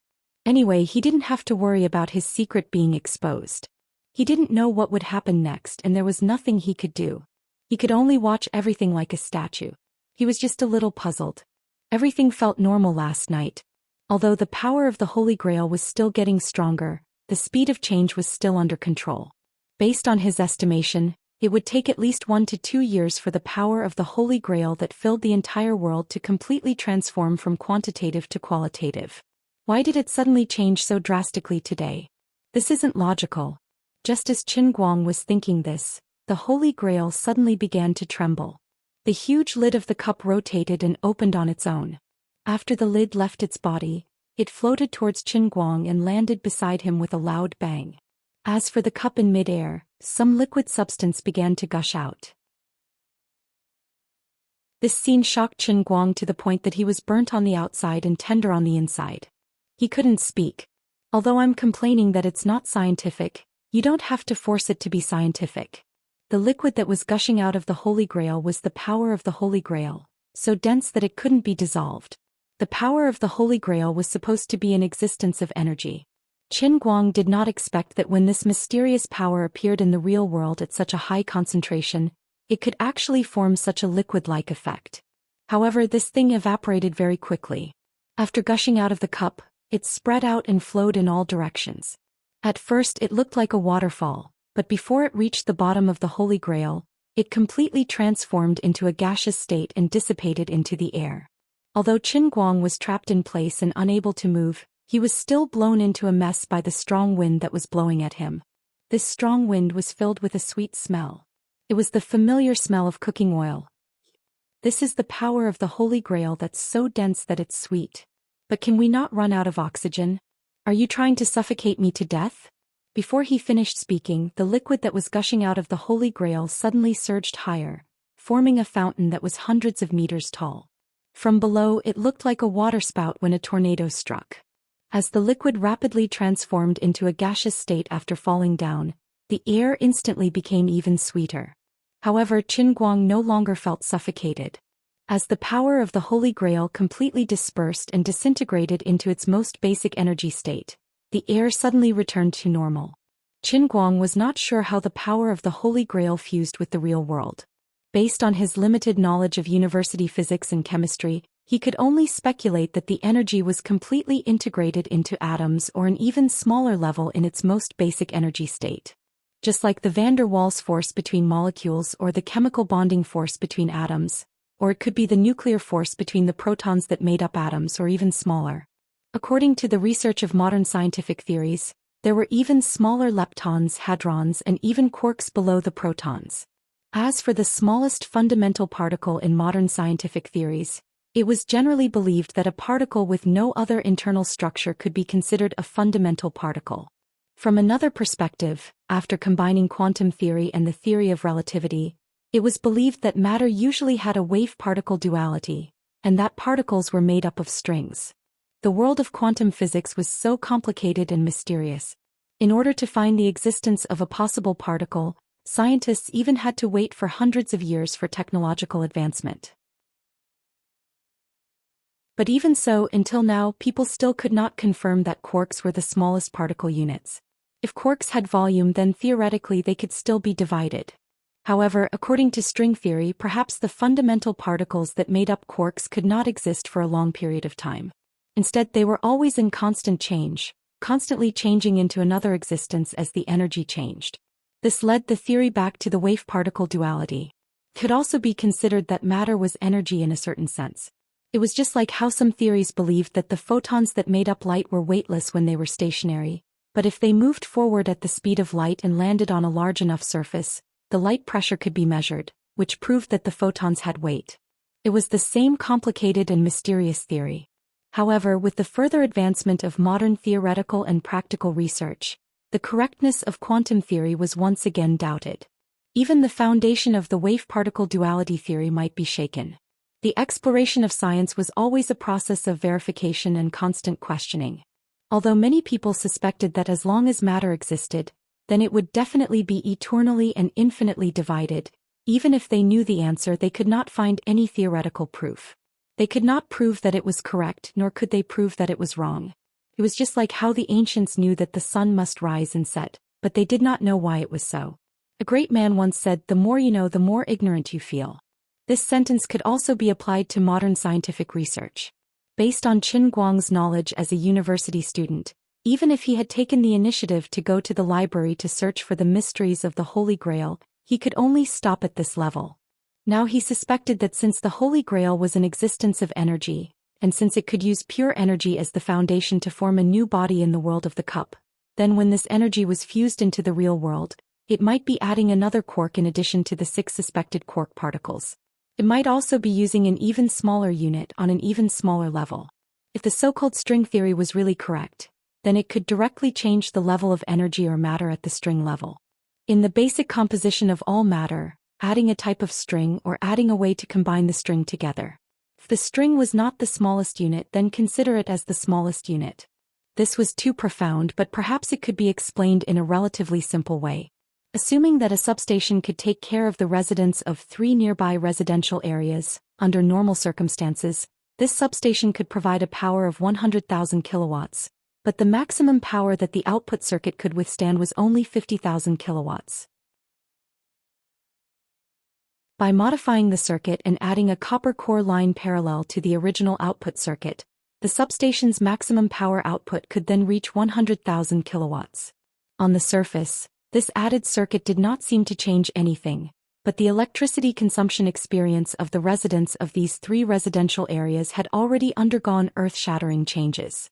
To put it another way, if a marionette had 5 strings, then after adding another string to it, the gameplay would also undergo a huge change. On the surface it would still look the same, but on the inside there would be a huge change. Therefore, with the Holy Grail as the core, the current fusion of the real world and the real world should essentially be a new type of basic energy or laws fusing into reality, changing from the microscopic level of the real fundamental particles or energy. But from a macroscopic perspective, perhaps nothing had happened, just like when humans received X-rays, only God knows how many particles passed through their bodies, but they still ate and drank as usual. Perhaps it was because he was blessed with good fortune. Qin Guang did not expect that he would be able to figure this out at the last moment. He felt a little better, at least he did not have to worry that his parents would be gone when he woke up, and he would become 2 complete strangers. If that happened, his defeat would be too complete and too miserable. But using his brain could not change the situation in front of him. He still could not move, and with the passage of time, the Holy Grail's power that surged out from the Holy Grail seemed endless, becoming more and more ferocious. The water column of the Holy Grail's power that soared into the sky was even about to break through the horizon and reach into space. The frequency of the spacetime fissures appearing in the sky was getting higher, and the fissures were getting thicker and thicker. Each time they appeared, the time it took for them to appear was also getting longer and longer. The saddest thing was that these fissures were getting closer and closer to Qinguang.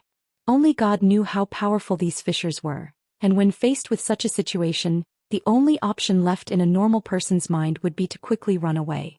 As a normal person, Qinguang felt very helpless. So, what exactly happened between last night and now? Why did it turn out like this? Before he was completely swallowed by the fissures, Qinguang's mind was still painfully thinking about this question.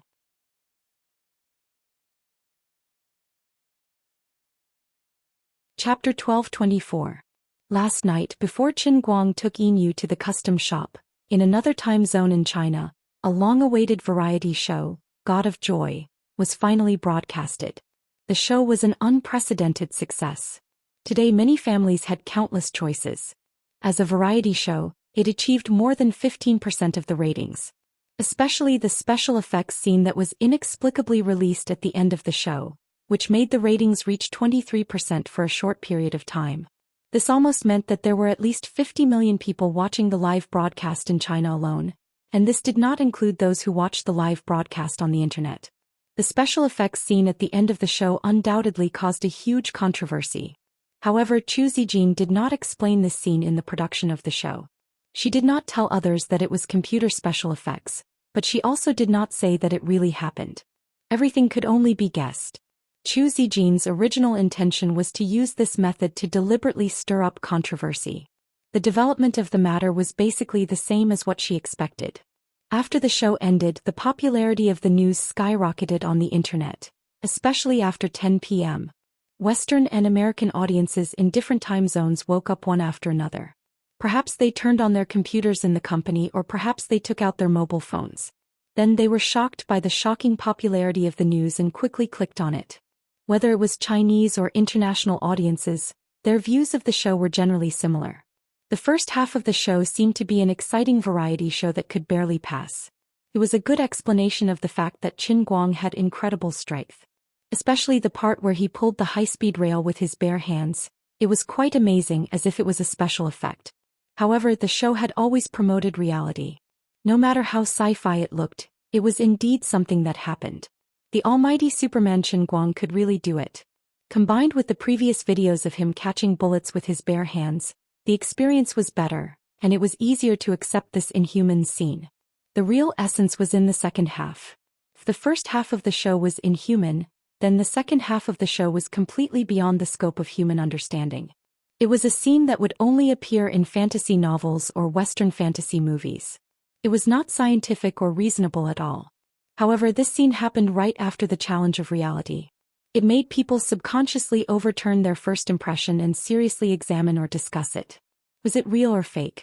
What was the purpose of shooting this scene? To shoot a movie? There was no need for that. Not to mention the others, even the Tianguang group had a strong debate about this. The four great Vajras slammed the table and argued endlessly. Yu Hong and Su Li thought that the video was a special effect made by their boss secretly. The reason why he secretly gave it to Mr. Chu of the media company was probably just his usual way of hyping up. However, Feng Tianyu and Lu Xiaoyang firmly believed that the video was very likely to be real. Their reason was also very sufficient. Their boss would never do anything without a purpose. He must have a purpose for letting Tianguang Media put this video in the show. According to his own words and according to his article in Hi. My God. Feng Tianyu and Lu Xiaoyang believed that the purpose of his participation in the fourth episode of God of Happiness was to announce to the world that he was unparalleled in the world. That's right. Therefore, the last scene of the show must be real. Then Yu Hong and Su Li began to slam the table and spit. Damn idiots. You guys should be a little more normal. Use your melon seeds to think. Is there such an incredible creature in this world? Besides, where is he fighting with people? Is there such a place on Earth? You won't even believe it yourself. In the end, Feng Tianyu and Lu Xiaoyang were convinced and admitted that it was a special effect scene. Similar discussions like these four people were happening all over the world, but in the end, everyone reached a consensus. Although the scene was very real and there was no trace of special effects, it was indeed something made by computer special effects. It was most likely Qin Guang's next movie. Although there had never been a classic fantasy blockbuster in Chinese movies before, it was worth looking forward to just by looking at the special effects. In just over half a day, at least 1 billion people around the world had seen this scene in the killing world on their computers, mobile phones, or even in the special reports of TV stations, and they had heated discussions about it. No one would have thought that when they saw the video an invisible thread would appear in their fate. This thread originated from them and spread to the sky, but after leaving the earth, it dissipated in the invisible void of the universe. At the moment when Qin Guang stood on the top of Mount Fuji, more than 3 billion of the nearly 7 billion people in the world had been connected to the video that Chu Zijin secretly shot in the killing world. They might not have seen it, but at least they had heard it with their ears and knew it in their minds. The moment they knew about it, an additional thread appeared in their fate, but it was thinner than that of the people who had seen the video. Correspondingly, for those who had read it a few times or argued with others over it a few times, the threads that were tied to their destinies became especially thick. In the depths of the universe, which was so far away that it could not be calculated, these billions of threads suddenly condensed together, turned into a sharp cone, pierced through an invisible barrier and stretched into a certain void. Then, the process of the integration of the real world and the real world, which was originally advancing steadily, was suddenly accelerated. These threads were like the iron chain on an anchor pulling the two worlds together. This was the real reason why the integration of the worlds was suddenly completed when Qin Guang was on Mount Fuji. After his figure was swallowed by the crack, Liuli's long-disappeared figure slowly appeared in the sky above Cloud City in the heavenly Holy Grail. At this moment she looked a little disheveled, her face was charred black and her hair was disheveled. Liuli kept stomping her feet unwillingly. She looked up at the sky above Cloud City, where there was a vortex that was so huge that it could cover the sky above Cloud City, and it was sucking crazily. The power of the Holy Grail in the space of Cloud City was being sucked out at an extremely fast speed. At the same time, the pure white ground of Cloud City was rapidly melting.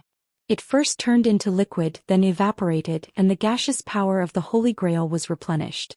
The ground of Cloud City was sinking at a speed visible to the naked eye. Looking at this scene, Liuli sighed and muttered to herself, "Damn it, I still failed. Brat, I tried my best." It turned out that recently, Liuli had realized that the situation was not good, so she took the initiative to suppress the heavenly Holy Grail. Her operation was considered successful before, but it was ultimately because of the, my God. Too many unrelated people were connected to the power of the heavenly Holy Grail, thus destroying the barrier between the two worlds, and completely completing the process of the world integration. Under the precondition that time had stopped, perhaps only a moment had passed or perhaps tens of billions of years had passed, Qin Guang finally opened his eyes slowly. What he saw was not the snow-covered scenery of Mount Fuji, but a familiar bed. The mahogany mosquito net rack, which had a history of at least 10 years, was placed on his head. It was very eye-piercing. What was even more eye-piercing was the poster pasted on the wall next to the mosquito net rack. It was Ronaldo who had participated in the 2002 World Cup with Afu's head. Qin Guang's mind was in a mess. If he remembered correctly, this poster was pasted on the wall when he was still in primary school. At that time, Brazil had just won the World Cup, and Fatty had scored 2 goals in the final. I can't possibly be reborn as a child, right? Rub rub rub rub rub rub. It wasn't easy for me to conquer the world. My hundreds of millions of assets. It wasn't easy for me to get so many girls. It wasn't easy for me to practice all these amazing skills. F** King sent me back to the past? Rewound for me? F** CK, F** CK, F** CK. Qin Guang screamed and sat up straight, thumping his chest and stamping his feet. No, my height doesn't seem to have changed. He looked down at his arms, which had blue veins popping out because of his perfect body, and then casually picked up his phone from beside the pillow and snapped a selfie. His eyes weren't playing tricks on him. It was still this familiar handsome face and he hadn't returned to his childhood. Then what the hell is this? I'm clearly on Mount Fuji, but why am I lying on the bed of the old house I lived in more than 10 years ago when I woke up? At this moment, the door of Qin Guang's bedroom was pushed open with a bang. It was his father, Qin Guoli, who barged in. "Oh, Dad." Qin Guang's eyes were filled with tears and he finally felt at ease. Looking at his father's face and eyes, he knew that his father was still his biological father. There was nothing wrong with him. Bro, double hit. What are you howling about? Can't you make me less worried? Don't you know what time it is? You only know how to sleep. Qin Guoli rushed up and slapped his head. It was a man's singles technique that Qin Guang was quite familiar with. Qin Guang didn't feel any pain after being hit. Instead he was happy. Qin Guoli immediately realized that something was wrong. He looked at Qin Guang with a strange expression. "My silly daughter, did the nightmare make you stupid? Your dad is cooking in the kitchen." Qin Guang stared. If he didn't hear wrongly, Dad's logic was a little messed up. Silly daughter. On the other side, Qin Guoli looked at Qin Guang's confused face and panicked. He thought that he had beaten up Qin Guang, so he turned around and shouted, "F***CK. My daughter's father. Quick, come over and take a look. There's something wrong with Qin Guang's brain." Qin Guang jumped off the bed and grabbed Qin Guoli's shoulder. "Dad, what's wrong with you?" "There's nothing wrong with me." "What's wrong with you?" Qin Guoli was even more agitated than Qin Guang. He said angrily, "You call this nothing wrong with you? You don't even recognize me. I'm your mother." Qin Guang hissed as he inhaled a breath of cold air. 10,000 alpacas were galloping in his heart. Damn it. My mommy. It's over. You're tuning in to the Zhou Xian's Legacy YouTube channel. Don't forget to subscribe and join us on this journey to catch the most captivating stories.